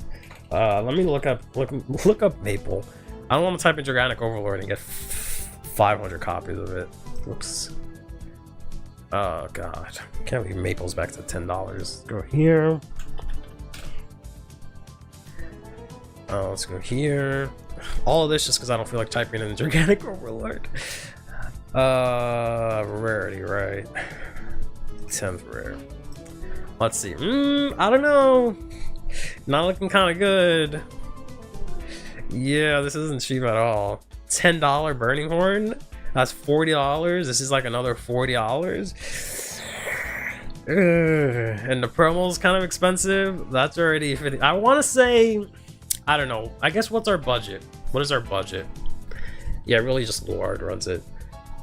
What are we considering cheap? I know this is a loaded question, but can we say $100 or less? Or is $100 too much? I guess for a new player, $100 I think is too much. I would have to say $60. 50, yeah, like 50, 60, yeah, 50 sounds right. I don't know if there's a lot of decks that are under 50, so I hesitate to say that, but I would say 50. Yeah, like the price of a new game, I think that's appropriate.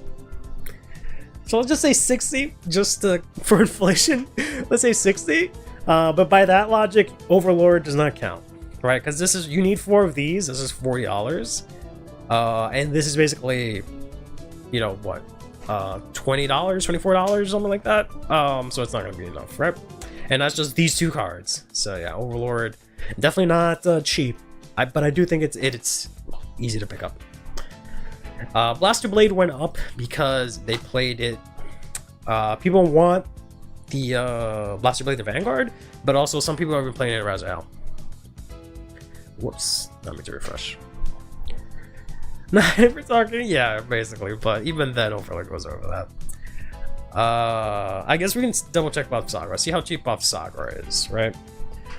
Bob Sagra. So Bob Sagra herself, really cheap. Not surprised. Let's take a look at. Is it like Sealed Blaze? Is that what the arms are called, or no? So this is $7. So you can get a lot from this. What is the spear looking like? So that's pretty good. That's pretty good. You don't play that anymore. Even the new card is cheap. I think you play this guy, so that's not half bad. Where is the spear? Does the spear have a different name? Should be on the last page, I guess. Cause I know you play at least.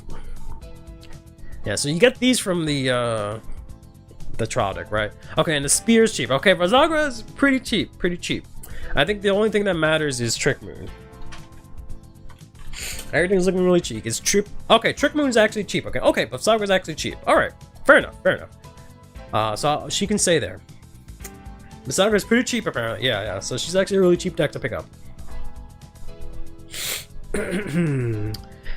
Yeah, it's crazy how cheap he is now. It would still be hard to build. Yeah, definitely would not be the easiest build, but it would at least be cheap and easy to pick up once you actually have it.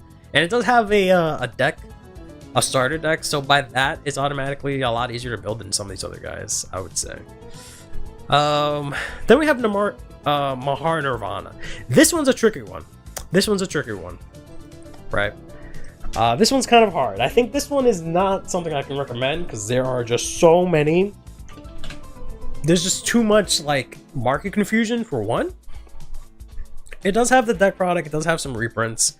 Jiva's relatively cheap now. Where is Mahar? Mahar is cheap now. And then let's take a look at Ryrina.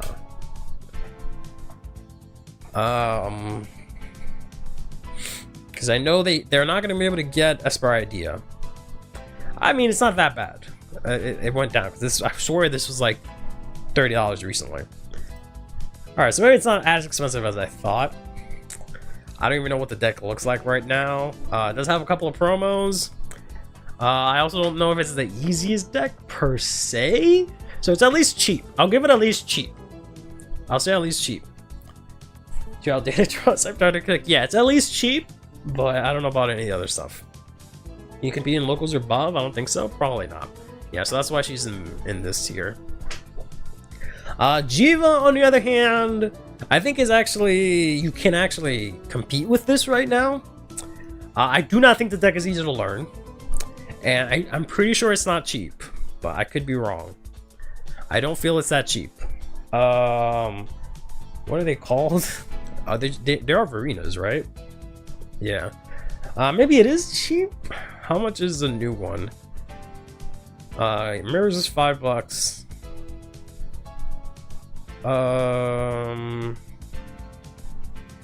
Yeah, it must be called something else because I'm not seeing the new one from set 13. Whoops. Strawberry. No, that's probably why I'm not seeing it. Is there anything from set 13 here? No, I can't just click on it. Alright. Let's see how much this is. Alright, so this is cheap. Like, I guess the deck is cheap? I don't know. I hesitate to say this is cheap. But, alright, this isn't so bad. I don't think this is looking that bad.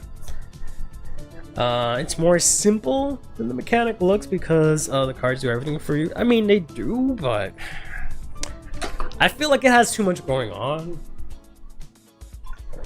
I don't know, that could be wrong. Maybe I'm making this new player dumber than they need to be. I don't know.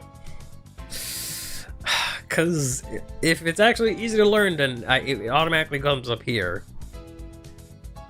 I don't know.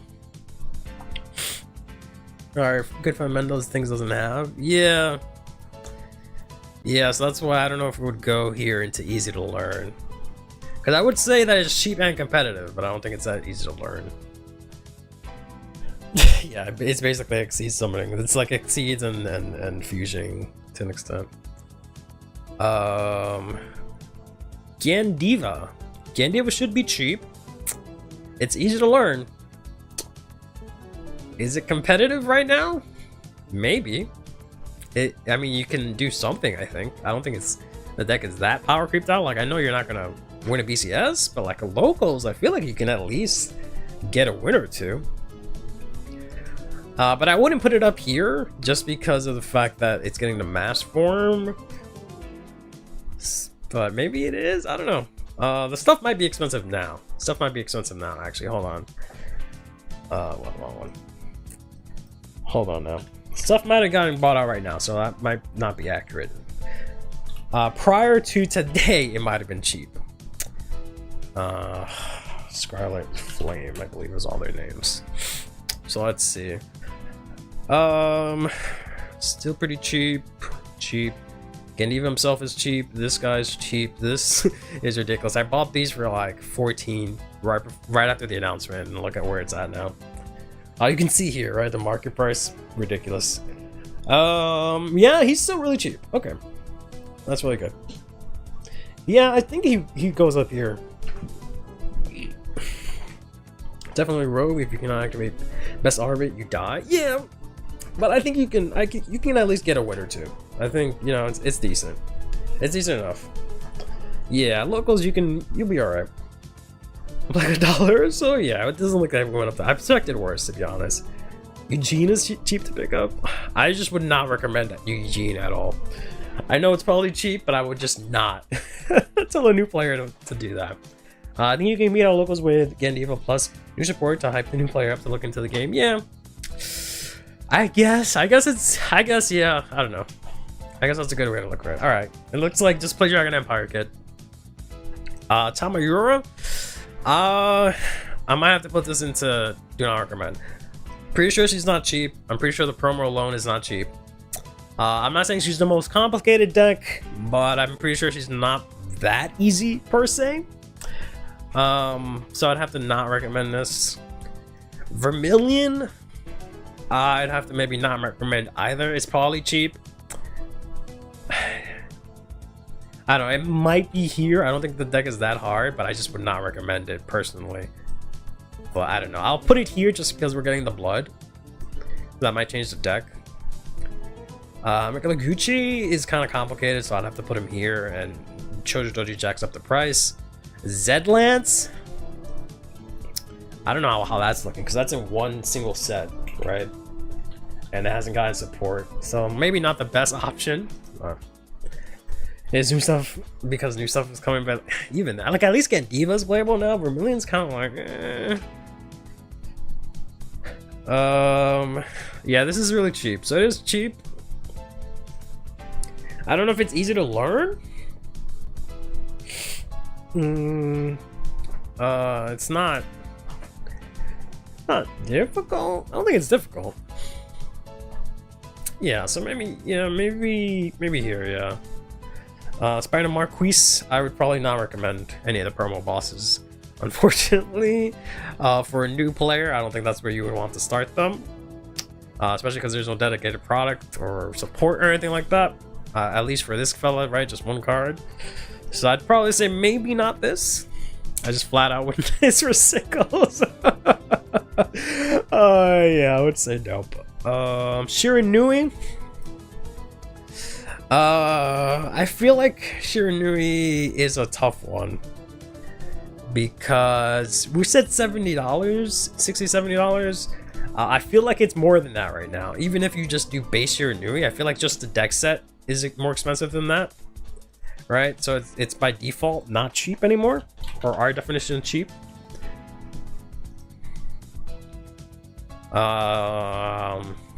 Is this the base one? Yeah, it's 100% not cheap. Holy fuck. Holy fuck, I didn't know these things were that expensive. Yeah, so it's definitely not cheap. Dominate rulings are wacky. I do not think that's easy to learn, so I might have to put this in do not recommend. If they want to shell out the Stride decks out of the box, top recommend, I guess. I don't know, man. We're waiting for Dragon Empire there. I think a good pick would be Undercover. Maybe. New expensive, kind of easy to learn, so I would not recommend. Also, Dominate is a bit annoying to explain. Yeah, that's why I don't think it's easy to learn, because of Dominate, so I would just flat out not recommend it. Honestly, if it's like a Yu-Gi-Oh player, this is the kind of thing, like if it's a Yu-Gi-Oh player, like, yeah, okay, and you got the money, pick that up. But yeah, so that's all Dragon Empire minus this stuff here, right? So let's put you here because we don't have that in English.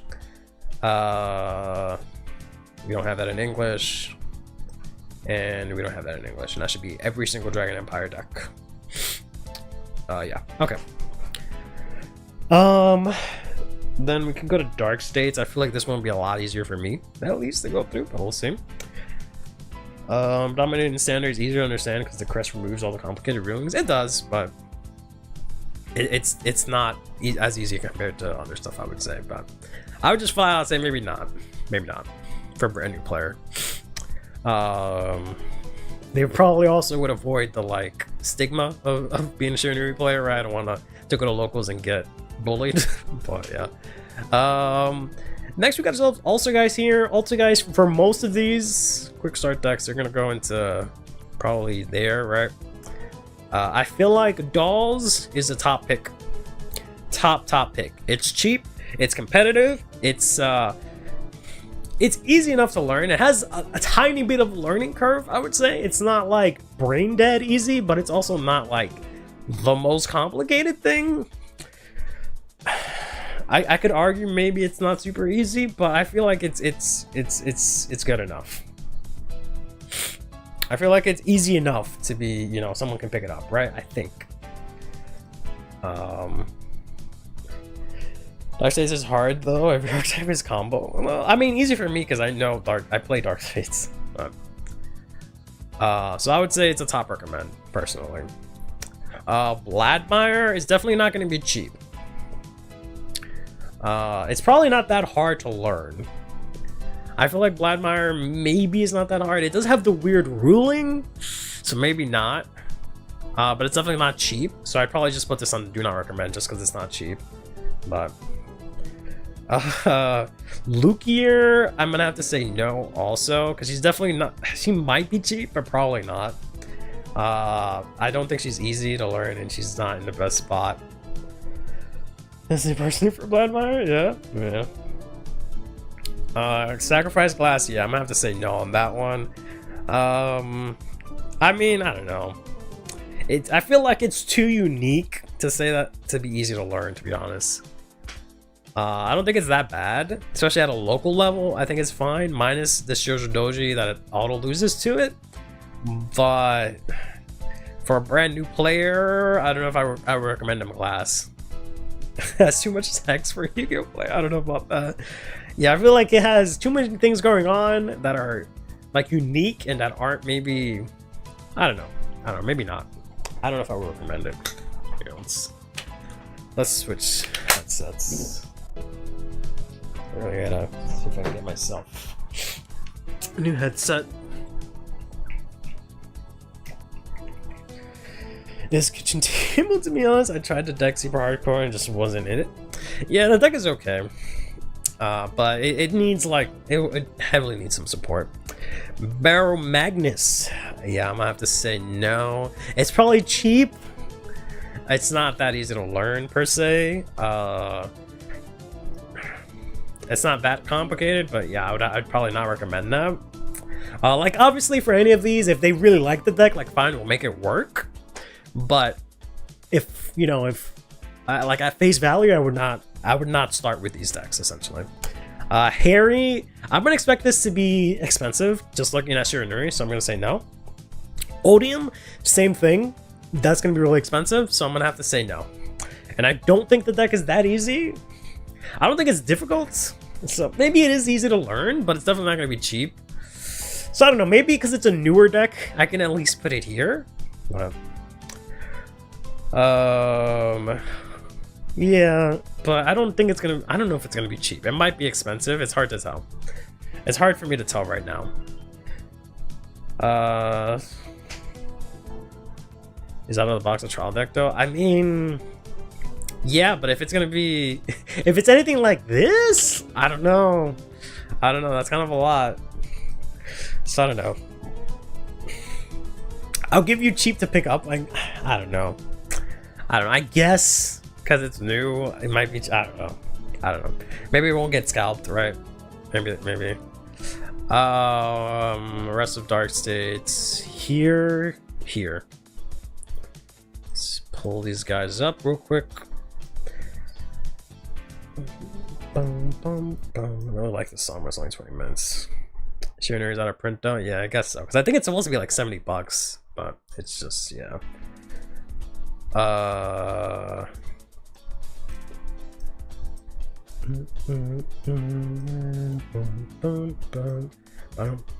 That's Dark States. Let's grab Benny. She was gonna stay there because she is not available. Same thing with Chrono, and then that's everything. All right.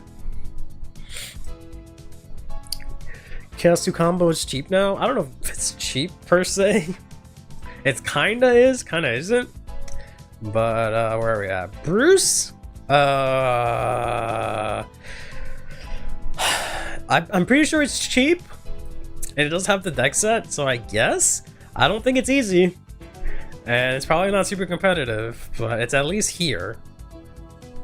I don't think this is as easy to learn. I don't think so. I could be wrong. Farmville, I might have to say do not recommend. I mean, Farmville's not. I don't know. Farmville does have a deck set, right? You still have to get 4 of that stupid grade 1. Grade 3. But just sheer value of the deck set, I feel like this isn't so bad. It's not that hard to learn, I think. It's not easy, but I don't think it's that complicated. And like for a local level, it's not competitive, but I don't know. The deck sets, I don't know if I'm gonna be able to get a good estimate. No, Cram. What was it? Stand up?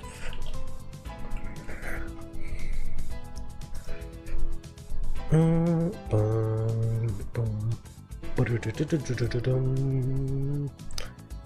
do I product type sealed product? So they're still decent, right? These are stocked really well. Yeah, so they're still like $40 ish. So it's just the fact that this fella, I mean, he went down, but you get one, so you'd have to buy the other ones. So that'll set you back like what, $24. So that puts you at like 60. There is a bunch of like commons that you can make to make this work, so it's definitely not expensive, right? I feel like it's relatively cheap, minus, you know, asterisks on that one grade 3. I feel like it's relatively cheap. I feel like it's kind of easy to learn, but maybe not. I don't know. Both of these, I think it's pretty bad right now. I am gonna fuck around with this deck. I see a lot of potential in this deck, but we're just gonna say it's bad for now. Chronojet, I feel like the deck set is also out, so it's gonna be around here in the release price. This is basically just all generics. The deck can work without generics, but I don't know if I can recommend it right now. Can't compete at locals, to be honest. It would get cooked. You'd be surprised. You'd be surprised, especially after set 4. You'd be surprised. I think you can do okay. I mean, again, you're not gonna probably win, but maybe not as a new player though. I don't know what to do with Chrono Jet. I'm gonna put him in here for now, and I'm gonna throw this up here. And I'm gonna throw this up here, and I'm gonna throw this up here. This I think I can actually recommend because this is relatively cheap, minus the mask. This I don't think I can recommend because it's really expensive right now. This I feel like is not that easy to pick up, to understand. I don't know if it's gonna be cheap, to be honest. Time stamping is kind of Highlanders, so no. So yes, I think that's that. I don't know what to do with Chrono Gem, honestly. Easy to learn, is it? I don't think it's complicated, but it is striding. I definitely don't think it's cheap. I can't give you cheap. I don't think I can give you cheap. Easy, I guess I can give you easy. Do I have to set 6 though? That's the money. Yeah, definitely have to set 6. But alright, so that's Dark Safe. I think that's fine. I think that's fine. Cause like this is a mess. This is a mess. This is literally a mess. It's Highlander. This is way too expensive right now, I think. I feel like this is way too complicated. This is a bit too complicated. Too complex. But next we've got ourselves here Keter. So Keter, I know as soon as I get here you guys are gonna frantically tell me about Keter Pile 50 times. And expensive this and this and that. So let's see here. Sir Asshole I think is solid. I think you can actually put Sir Asshole here, where it is actually, it's really easy to pick up, right? It's not that complicated. It's cheap, and I think it's actually the most competitive out of all these other quick start deck bosses. Even mine is Keter Pile, right? Raziel, he's not cheap. I don't think he's that hard to learn. Liel,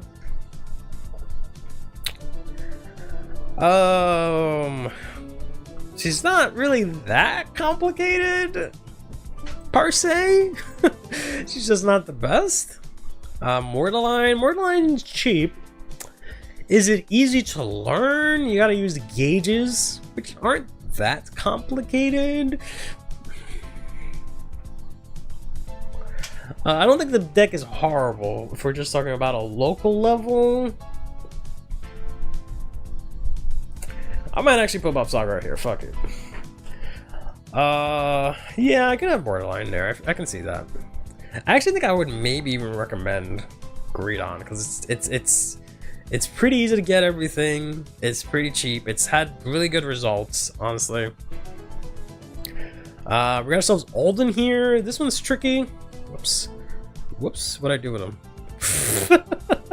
Where did I put him? Is he at the bottom? Where'd he go? Oh my god, did I delete Alden? Yeah, minus the generic mask, unfortunately. Uh-oh. Did I accidentally right-click? Where's Alden? Maybe he's in here somewhere, I just can't see him. Ah, fuck. Last row next to Grandpa? Oh, up here? Oh, there he is. Whew. Okay. Alright. Whew. Anyway, sorry. Thank you. Green Onyx looking the mask. Yeah. In a world where the mask doesn't get bought out, I think Greedon would be a top recommend. But we're not the easiest to learn. Yeah, I don't know if it's cheap either. It might be. I feel like it should be cheap, but who knows? Yeah, I don't think it's maybe the most intuitive. I don't think it's that bad, but maybe I wouldn't recommend that per se. This is set 5, and then for the rest of Keter, we got ourselves these fellas and ladies.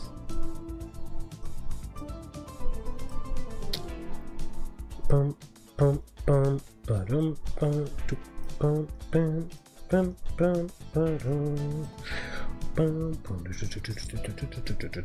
I forgot about these. I don't know if I can recommend any of these, honestly. I mean, I don't know. They're not, like, expensive. We'll come back to these. We'll come back to these. These aren't, like, expensive. These are not, like, expensive decks. They're very, very cheap. And they're not really that difficult, if I'm being honest with you. So, I don't know. We'll get back to y'all. Olden is like 6 on ideal. I think he's just bringing up so much to scroll too much. Did we ever go Graham Grace? No, I'm just bringing him up. Yeah.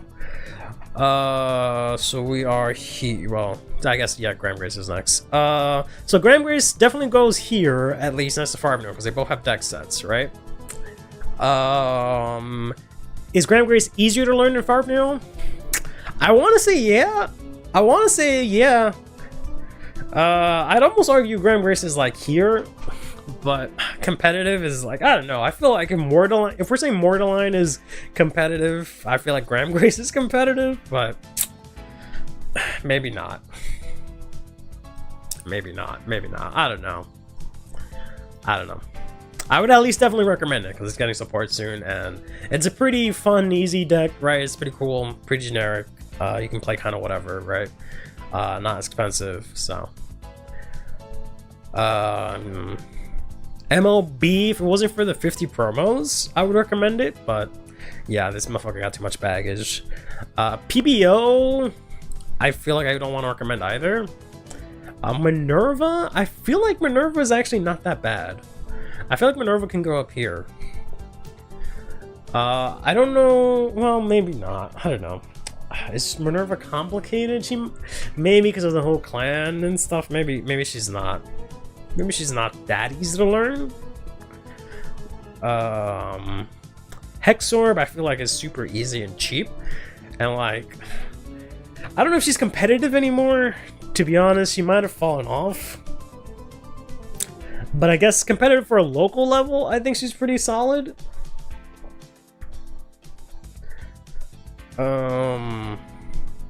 Where are we at?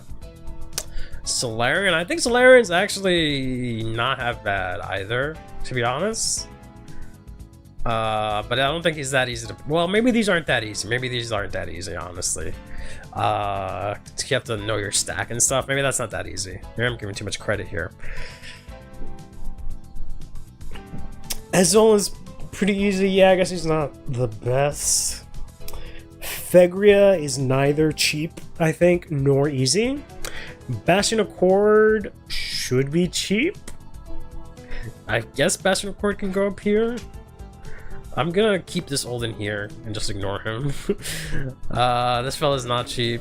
This fella shouldn't be cheap. This fella I don't think is cheap. This fella, I'll just keep him here just because he's basically different. Ezreal's cheap and bad, and then from the top ropes we got Opium Bastard is no. I don't know. I feel like, I mean, I think Bastion's bad. Personally, I thought Bastion was bad from frame 1, but I don't know. Oh, it's not cheap anymore? Ooh.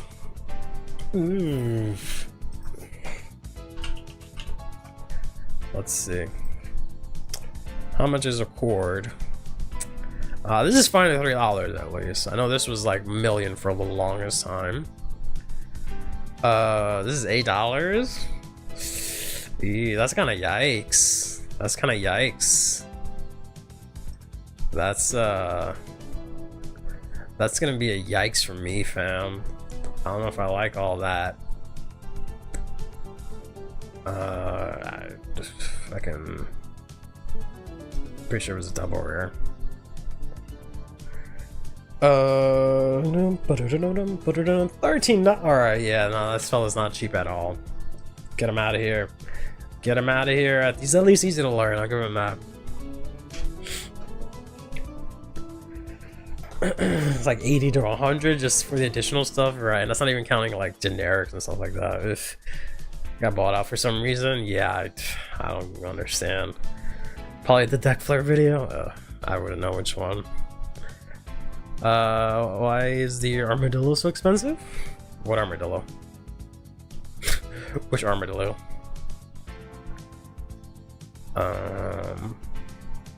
Was that 12 or from when I looked at Bastion? I don't know. These all look cheap, but anyway. When I was looking for Bastion, armadillo.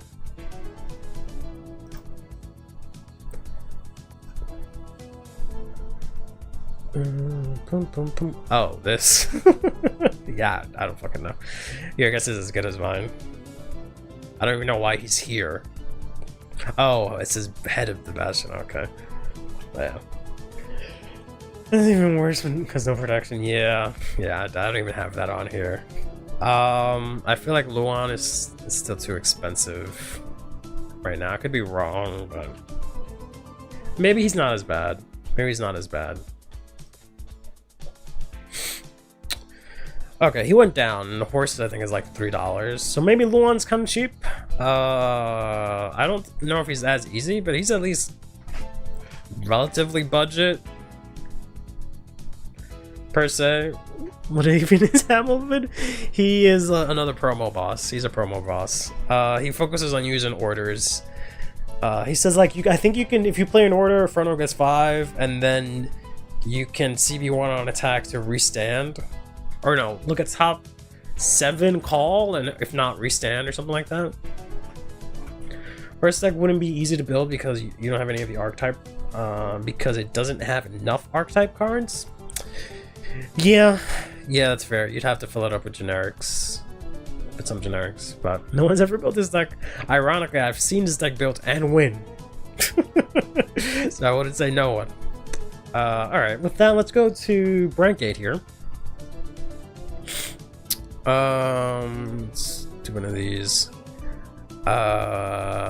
Astrum, I feel like technically can go yeah, with its other brethren up here. Welstra is neither cheap, I don't think, nor is it easy. Rotovisor should be cheap and relatively easy, but it's just not the best. Dayusha, I don't think is actually that expensive. I could be wrong about that. It's all contained in one set, right? If you don't get the hero promo, I think you'll be okay.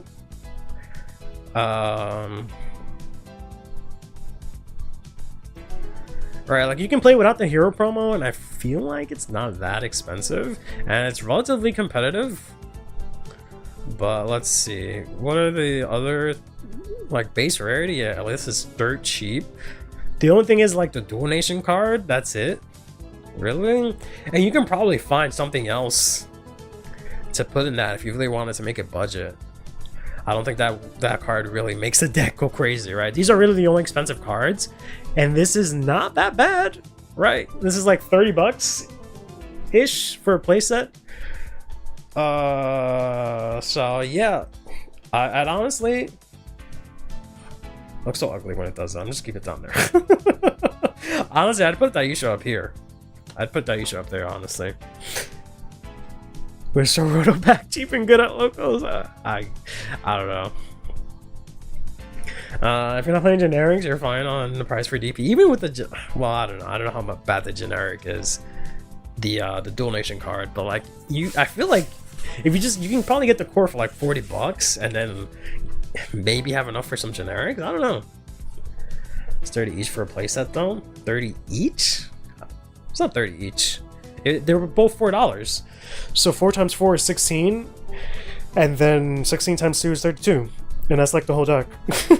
Yeah, and that's the whole deck, right? Because everything, the other cards were cents. I mean, the only thing really is if the base at base rarity is really cheap. Yeah, so everything else is like dirt cheap. Everything you can get like $5 for all the rest of the deck, right? Minus triggers. So yeah, that's super cheap. Is it easy to learn? I don't think it's insanely complicated. I don't think it's the easiest either, but I think I can recommend it, knowing it's like Andal tier, where these guys might not be the easiest decks, right? They're not like brain dead per se, but I think someone that puts in an effort can pick them up. Flick out on the deck is easy, I guess. Oh my god, it's okay, it's okay. Robo stupidly linear? I mean, they have a lot of techs. I don't know about all that. They have a lot of techs. They superior ride. They got the base. They got a lot of mechanics going on. So I don't know if it'll be overwhelming, but I'd still keep it up here. Yeah, they definitely have a good ceiling and a good floor. I definitely think that's a good recommendation. Where are we? We're here. And honestly, I feel like Arkwright might go here. I'm not sure. She should be cheap. I don't think she's that complicated. Personally, I don't think Arkwright is that complicated. I know some monsters can be expensive, like this guy, but I think you can at a local level build without it. Bubble Mine, you kind of don't need as much with the new build. They don't even play it competitively. Sorry, I would like is there any way to specify D cards? Not really, huh? Alright. I don't know, I feel like you can do alright. It's a lot of CB? Not really, because competitively they don't play Bubble Mine anymore.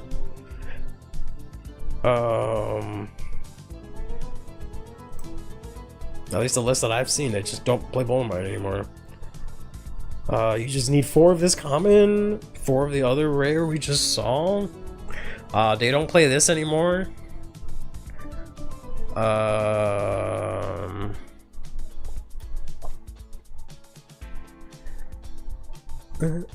She's dirt cheap.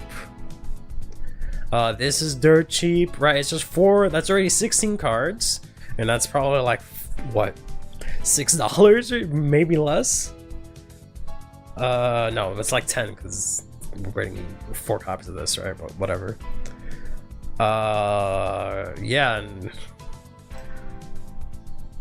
how much is your order? Yeah, that might be the only thing that's kind of expensive. This is maybe the only expensive one. Some lists play this, some lists don't.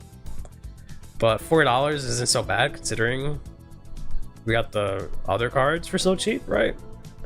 And then the PG, I don't know how cheap the PG is. I feel like you can maybe get it for cheaper, but like, yeah, that's not so bad. I don't remember what it's called. Torrential energy research. Let's see how bad this is. $2. Oh, that's not horrible. Yeah, the PG is getting reprinted. This is getting reprinted eventually, I think.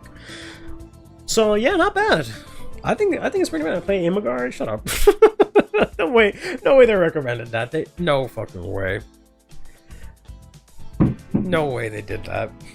Yeah, so I feel like Arkwright's, you know, I don't think she's that hard to learn. I feel like she's easier than these 3. She's relatively simple, I think, right? I don't think she's that crazy. There's no like sequencing per se.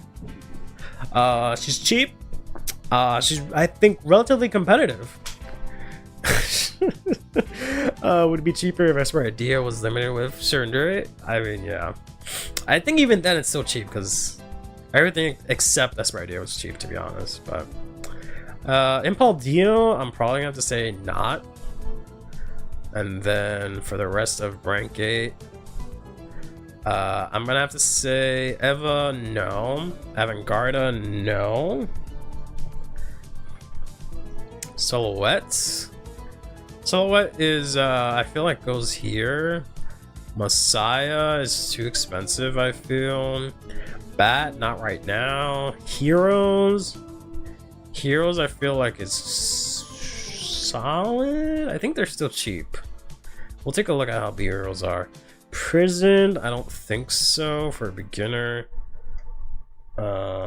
Orpheus.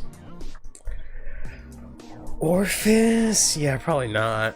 Mass? Definitely not. And that's it. Yeah. And then black. And black. Put you there. Let's take a look at B heroes.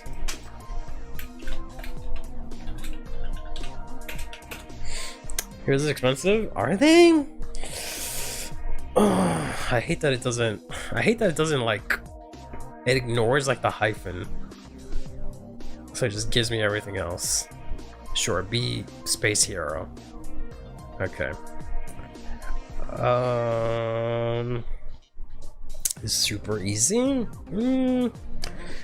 Lincoln Standard. So what? Boom, boom, boom, boom. Oh, the deck list. For recipe.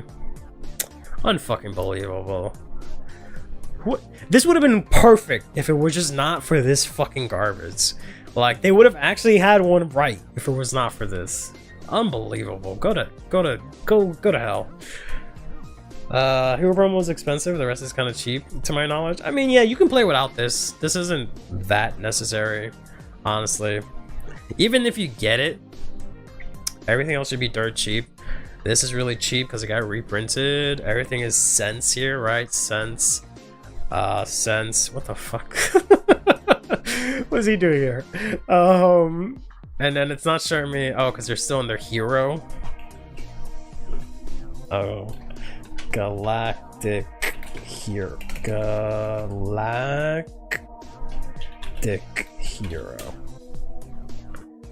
Yeah, so cheap. Cheap.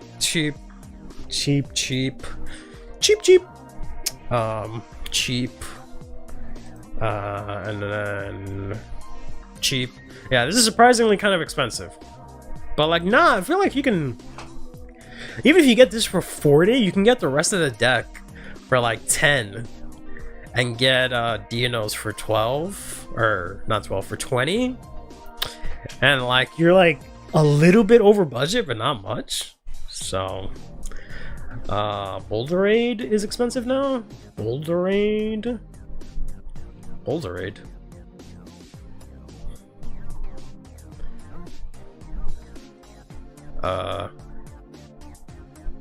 knows Boulderade? I didn't know hero. I know. No, I think heroes are decent. I don't know if I would recommend them. I don't know if they're easy to learn either. I don't think they're complicated. They definitely have some sequencing combos. So I don't know if. Oh, Boulderade, yeah. You don't play that in heroes though. You don't have space for that. Oh, for Arkwright, yeah. Yeah, that's probably the only expensive card for Arkwright. That's probably the only expensive card for him. But, yeah, I don't know if heroes are that easy, so I'll put them, I might have to put them here, I don't know. And I think everything else is correct. Finally, we have ourselves here Sturkea. Cristianos, unfortunately, buddy, you're gonna go here. Baleno. I don't feel like this is that easy to learn, to be honest, so it's at least cheap. Zorga and Welstra are instant no's. Storidaha, I feel like maybe not. I don't know, to be honest. It's maybe here. I don't think this is that bad. Levedress, I might say no for now. Put this here. Why did I put Harry up there? Hold on. Get this man out of here. He's not in English yet. Get him out of here. Flagberg, I would not recommend. Magnolia, I guess maybe not. Maelstrom, probably not. Granfia is at least really cheap. Claudine, I don't know how cheap she is right now, but I don't know if I can recommend that. Aurora, I don't know if I can recommend. Misty Arc should be really cheap. I don't know if they have too much going on. They might have too much going on. I would not recommend this. Leonor, I feel like is relatively easy to pick up, but too expensive right now. These I think are at least cheap. I don't know if they're easy to pick up. Some normal Vanguard players have trouble with these, right? So I don't know if I can even say that. That's that. And we'll go into lyrical in a moment. This is high towards him being cheap. Just don't play Rosario first. Only Mass has such good cards, but the hinges of needing markers on the board is very cringe. Yes, absolutely. Insanely cringe. I think that's about right for the most part. I'd almost rather just not recommend this, but it's because the deck is kind of meh. But honestly, I feel like you can buy Rosarium Fairy and buy the rest of the deck for pennies, and it still would be budget, honestly. Like, unless Rosarium Fairy is $40, unless it's like $40, I don't know, man. Like, even at that price, I would almost say this is still cheap, but I'd probably rather not recommend this deck, to be honest. Yeah, that makes sense.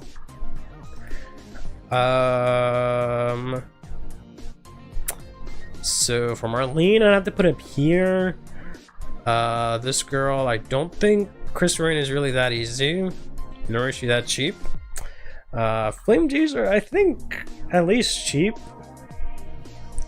Yeah, I feel like I could put them up here. They're not that complicated. Flurry's just like the easiest deck in the world. Medio, I would not wish this upon my worst enemies. Leafy is at least decent. Hazardite. Sim went to sleep, so I can put him in bad.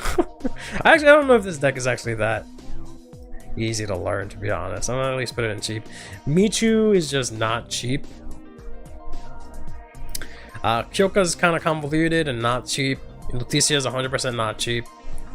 Sagitta should technically be cheap, but I would not recommend it. Coral is definitely a top recommend. Really easy, very cheap, no generics. Vert is at least cheap to pick up for the most part, minus generics. Leishafil, I feel like I can also recommend this because it's pretty simple. It should be pretty cheap and it's brand new. I feel like Kyrie's easy to learn, just not cheap. Petrolka is Highlander, so there's a bit too much going on here. Clarissa, I would not recommend. Alistair,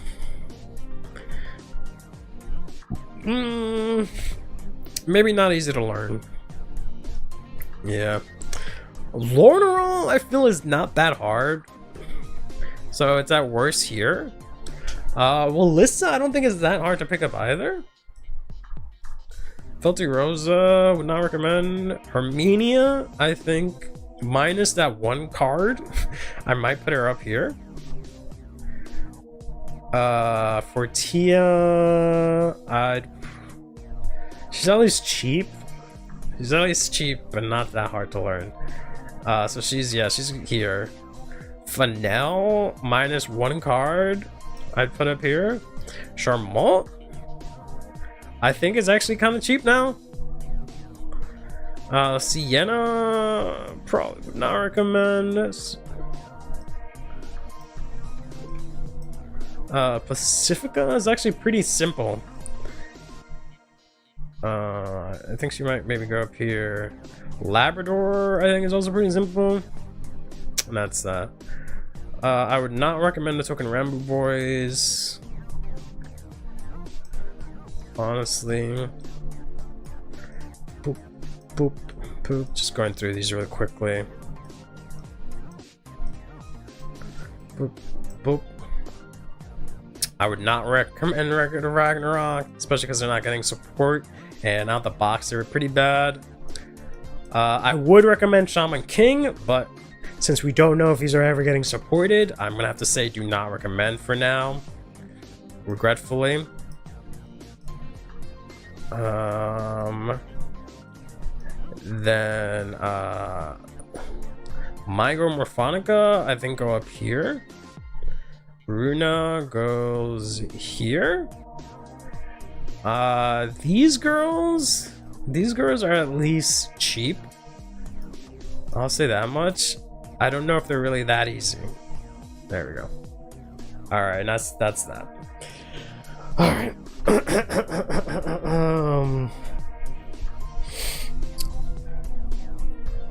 Is that beginner friendly? I guess. Christian is pretty cheap, just not French chat. It's just a pink card. Who was one of the best recommends? Carl ain't cheap. Carl's cheap. Everyone should be pumping her own price tag. She's not expensive, bro. There's no way. She's not fat either. Why do you keep calling Carl fat? What's wrong with y'all?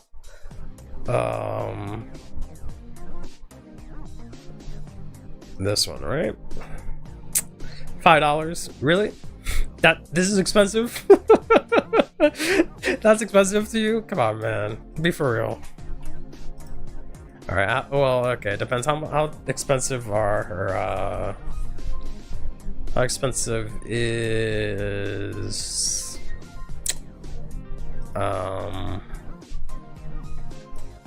the double rare and triple rare. Nah, cheap. $5. And then how much is the other girl? $1. Yeah, no, that's cheap. That's cheap. That's cheap. That's cheap. Will Lyrical be a good recommendation for new player? Honestly, the aesthetic might not be for some. I don't know why people... I don't know, depends where people are coming from. Yeah, people want to be weird about Lyrical, but putting that aside, I think it's a really good recommendation in my opinion. Was it good going bad? I don't know, man. Unless they make a Shaman King Flowers collab? Yeah, they're kind of cooked. Well, it says cheap, I swear, that's why I own... Oh yeah, I forgot. Never mind. Well, this is not cheap because of the fucking... Damn. It would be the rich man to remind me. Yeah, the stupid order that you need to play it. Oh, that's right. That shit is like $20. Never mind. Like $5. Yeah, everything's cheap in Coral. The support triple rare is not that expensive either. Like, you get both of them, that's $40, and everything else is pretty cheap. And like, you really don't need any generics for that deck. So yeah, the Coral's like $50.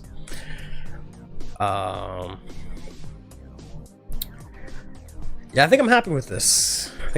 I guess for the lack of... So it's less confusing, I'll put Old Olden up here somewhere. But I think I'm okay with this. Yeah, I would not recommend any of these decks, per se, for a beginner. These are at least cheap. I feel like Minerva's a good candidate, I just don't know. Yeah, I feel like these are good candidates, I just don't know how easy they are to play. Right? Same thing with these, because they're just relatively cheap, and they're like, if they're a fan of the series, go ahead. Misty Arc, because they just have too much shit going on, I can't really say they're easy to play. This is really hard to say that it's easy as well. Because, right, it's not that easy of a deck, I would say. These are at least easy to learn, but they're just not cheap. Odin is like... Odin shouldn't even be here, actually. We'll put Odin here, but I feel like that's where she would be.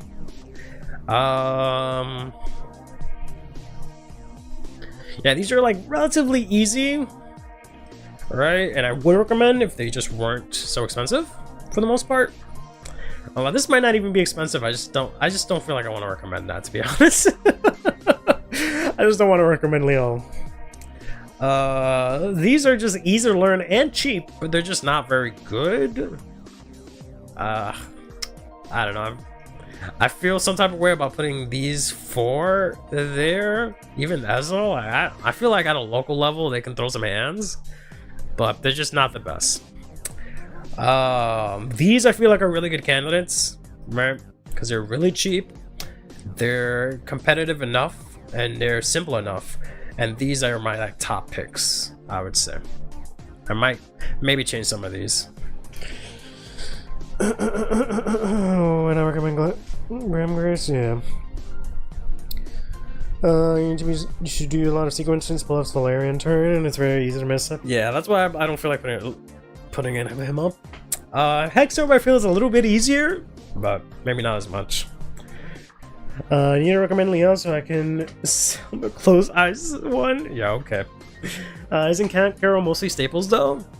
I mean, if you build it like Japan builds it, but I don't think you need to build it like Japan builds it. So, I just think this is new. You use a lot of the new cards, and really, you don't need to use any staples. For most of these, you can say you could use staples, but I don't think you need to, right? Even this, right? We got the cheap version of Stegna, so that's not too bad. Yeah. I don't even know if I want to put more Chronica up here. Maybe I'll put more Chronica here. I'll definitely do this. This, I don't know. I feel like this might be too expensive, so maybe we'll put this down. And then I want to recommend Herminia, but her one card is too expensive right now, so maybe I'll put her here. And find Ek. There you go.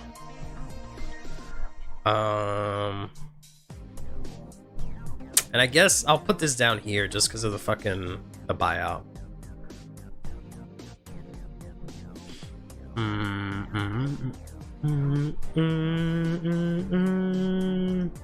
Maybe I'll put you down here. Yeah, I think that would be it. I think that would be it. Verloc, yeah, mainly because of the starter. Shaman got a new card and a new set that replaces Really, and that was most of the price. I guess. I'm pretty sure the deck is cheap. I'm pretty sure it is. Even then, you don't really run a relay. It's mainly this it's fucking up this deck, unfortunately, which makes no sense. But Herminia is also not. To be honest, Herminia is not that easy to learn. Honestly, let's put Herminia down here. She's actually a little more complicated than I'm giving her credit. I just want people to play the deck. The rest of these are relatively. I don't know if Fresnel is too complicated. I feel like Fresnel's not that complicated, right? I don't feel like these are that crazy, but I could be wrong. And there's a new card coming out? Yeah, he does. But I don't know. I feel like I can't have that many top recommendations. I think the top turned out great. Yeah, I think so too, to be honest. I think those are really good recommendations. I wish I didn't take 5 hours. I would have maybe turned this to a video, but maybe I'll post it on Twitter or something. That's deck, really, yeah. Proves a lot with a new card. The deck is good. He just gets overshadowed by the Dragon Empire bullies. Yeah, I just don't know. I don't know. Plus, we have like 3 Dragon Empire decks up there, so. And that's very simple. Activate the same spell 3 times. Yeah, I feel like that's simple enough. If you can't add by 2K intervals for not getting for too hard, yeah, that is fair. Is that the grand? The plot screwed out of insane? Yeah. Well, I mean, he might still come back. He'll do the face turn. But yeah, so that took a while, but I think I'm proud with this list. I'll probably post this later on. Here's what it looks like, I guess, zoomed out. If you want to try and absorb everything that way, but I guess we can cut out the bottom part. The bottom part's not. Hell, you can cut out the not recommended. If it's not here, it's not recommended. Right? Yeah. There we go. That's where I'd rate these decks. But it's really just only these that matter. I would just pick these up. If you're starting out the game, I think these are all really good candidates to pick up right now. They are very cheap, relatively easy to pick up, good competitively, and they're all, I would say these are all really fun decks also. I might be biased because I like all of these decks, minus maybe Gandiva and maybe Micro. I really like all of these decks, but yeah, I'll probably post this on Twitter, but alright, sorry. Let's go back real quickly. I knew this was going to take a long time, but I forgot that I had other things to go over, so let's just go quickly. Let's just go back really quickly. So, yeah, that's, here we go. And then this is chat, and then this is that. There we go. Yep, so those are the decks that I recommend for new players, and that's been messages from the drop zone. Let's go lightning round through the new cards real quick. That was a good session. I hope so. I hope so. There's your complex. My cousin had to go away for a bit. That's fair. No worries. Made up for the weird Uncle stuff. That was gas. What do you mean? You learned more in that section than no. So we got some more Deca Kung stuff. This is pretty interesting because both Grandpa and Deca have like these common rarity Vanguard skills, so they're like budget Vanguards or something like that. This one says it gets 5k in triple drive if it's in the overgrown state, and you can energy blast 2 to get the lower body. The lower body says the usual text, and then it says it gets 2k if it's overgrown. Then you got a critical trigger, as well as this ballin' ass critical trigger. Then you got a shelf another Deca. This one's a rear guard. So this says if this is placed and if you have Kodo or Deca, you energy blast 2 to search Deca or drop for the lower body. Then if you're in the overgrown state and you attack, you can soul blast 1 to get 10k. The lower body has the usual spiel, and then it says when you guard with it, you can soul blast 1 to take the upper body and give it 10k shield, right? So total to become 20k shield. So it's just kind of cool that you can guard with your back row. Or intercept with your back row, essentially, right? Because they become attached. Here's a draw trigger. Here is a heal trigger, and that's that. Are these confirmed for English? These are not. These are not. So, but I might as well go over them. Then we got ourselves here Black Channel. This is a reel from this morning. This is the starter. You know, right over it, you draw 1. Here is the grade 1 Devilish YouTuber Black. This says when it's drawn upon, you search your deck for 1 camera. Chan, put it in your order zone. Shuffle your deck. If you put it from hand, draw 1. Then we got Treacherous Broadcaster, a Black here. The art looks insane. When is this placed? You search your deck for 1 Satoshi and call it to rear. So that's really insane. I'll tell you why in a second. Here's the grade 3 Demon that reveals the darkness Black. So this has the keyword deal. So if you have a card with Camera Chan, his card name on rear or in your order zone, you soul blast 1, choose 3 rear guards. They go into the deal state and they get 5k. And then at the end of the battle that this unit attacked, you CB1 stand a rear guard that it's in the deal state, and it's standing, right? But he has a grade 4 version already. Ruler of the Demon World, Demon Lord Black. So this does the kind of the same thing as the original one. If you have Camera Chan either on rear or in order zone, you CB1, all of your rear guards become deal. Then he says at the end of the battle attacks, you put a black either from your hand or soul into drop, stand all of your rear guards in the deal state, so your whole board, and they get 5k. And then retire all of them. So it's literally Bastion Prime. Right? Then it's this is basically dog, because it just says you call that out, it gets 5k and 1 crit and boost. But if you have black, it becomes 10k, so it's literally dog, right? So that's kind of nice. But this is Satoshi. Satoshi's a skip rider. Black already got a skip rider. The grade 2 of the ride line calls out this skip rider. So you go second instantly. You don't even need to fucking search this out. You can play 2 copies of this, instantly search this out, and then skip ride. So if you have a grade 3 black and your opponent is grade 3 or greater, CB1, search your deck or soul or drop. So you can even discard the grade 4 for ride to then ride into your black and ride it as stand and then shuffle, right? And then this is also a 5k shield. So this is Kyrie levels of good. Yeah, Friendship Fairy, bro, looking like a dumbass right now. But yeah, the grade 2 calls this out. The grade 1 of the ride line gives you the camera, and then the grade 2 of the ride line gives you Satoshi. And you literally get that as soon as you ride, so you can instantly just, you know, skip ride into your grade 4. Insane. You probably want to play more copies of this, I don't know. Just because it has a shield, but you could get away with just 2 of them in case one's going to damage and then just call it out. So that's kind of crazy. Then we got Demon Leader Akane. This just says if you have Korokoro, you get 5k, and if this stands by Black's ability, you get another 5k. So this would be 15k total, so she's 25k, and then she retires and she draws 1. So she's kind of like the Boulder Axe, right? Is that his name for Marga? And then we have what I assume is Black, but as a girl. Verse X66666 Schoolgirl Black. That just says when this is placed, if you have either Black or Kodokodo, CB1 draw, and then you can soul blast 1, call something in your hand and draw. So it's draw. It's a melty plus a draw, but for CB1 soul blast 1. Then it says when this unit attacks, if you have Black, it gets 5k. So that's that. Wait, it's better than all the ride skips because you don't have. I don't think the other search from drop. Kyrie's does search from drop, and so does prisons. Yeah, this deck. People kind of feel like it's kind of whatever, but I feel like this one's pretty good too. So we might have 2 versions of black topping, and it might even interact with the original promo black. So, whew. But they revealed these quote-unquote rares, which are reprints. This one is a reprint of Gratis Gretel.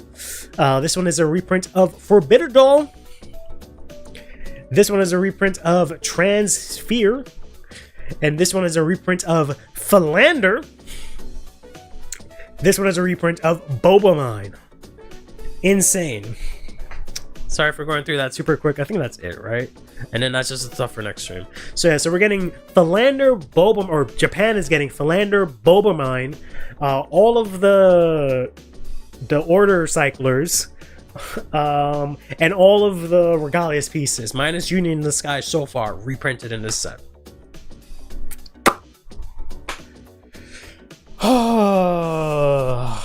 So yeah, minus Forbidden Doll, minus Angel Ladder so far, minus Union in the Sky so far, and minus what is it called? Fuck, the new one.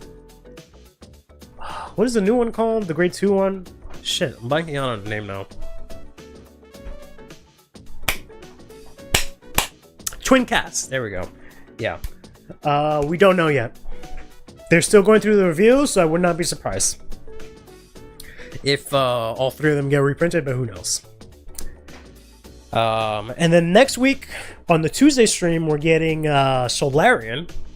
We're already getting set 6 reviews. We're getting Solarian Mask. And then next week, we're getting Cristianos revealed. And then that's it. Whew. Go for the Phantom Thief Joker for the Riddle Doll. Yeah, me too. There's a reprints in general, but the art looks really cool too, yeah.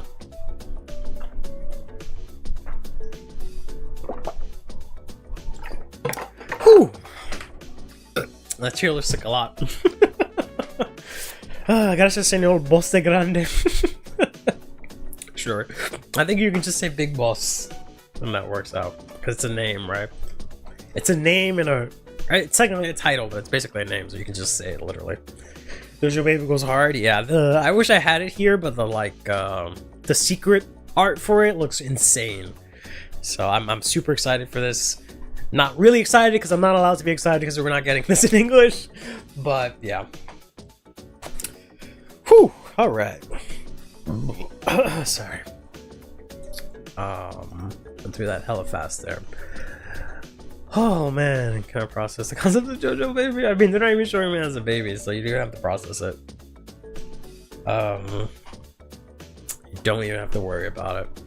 I guess we can just end on this real quick. Just take another look at that. And we'll play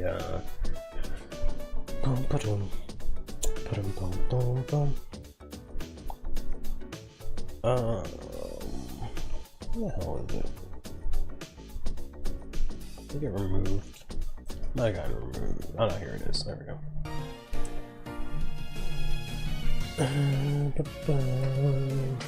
Never watched JoJo to begin with? Me neither. I should do my drawings. Don't watch anime in general? Okay. I'm sorry, Mr. Cool Guy that doesn't watch anime, but plays an anime card game. I don't know, anime just doesn't appeal to me. I'm just too cool. I don't know. I don't watch cartoons. I'm sorry, guys.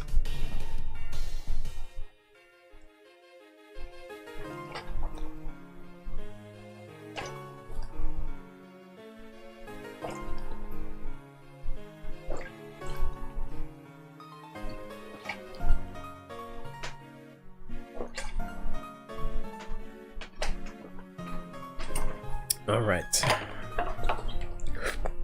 Now that I am all drugged up.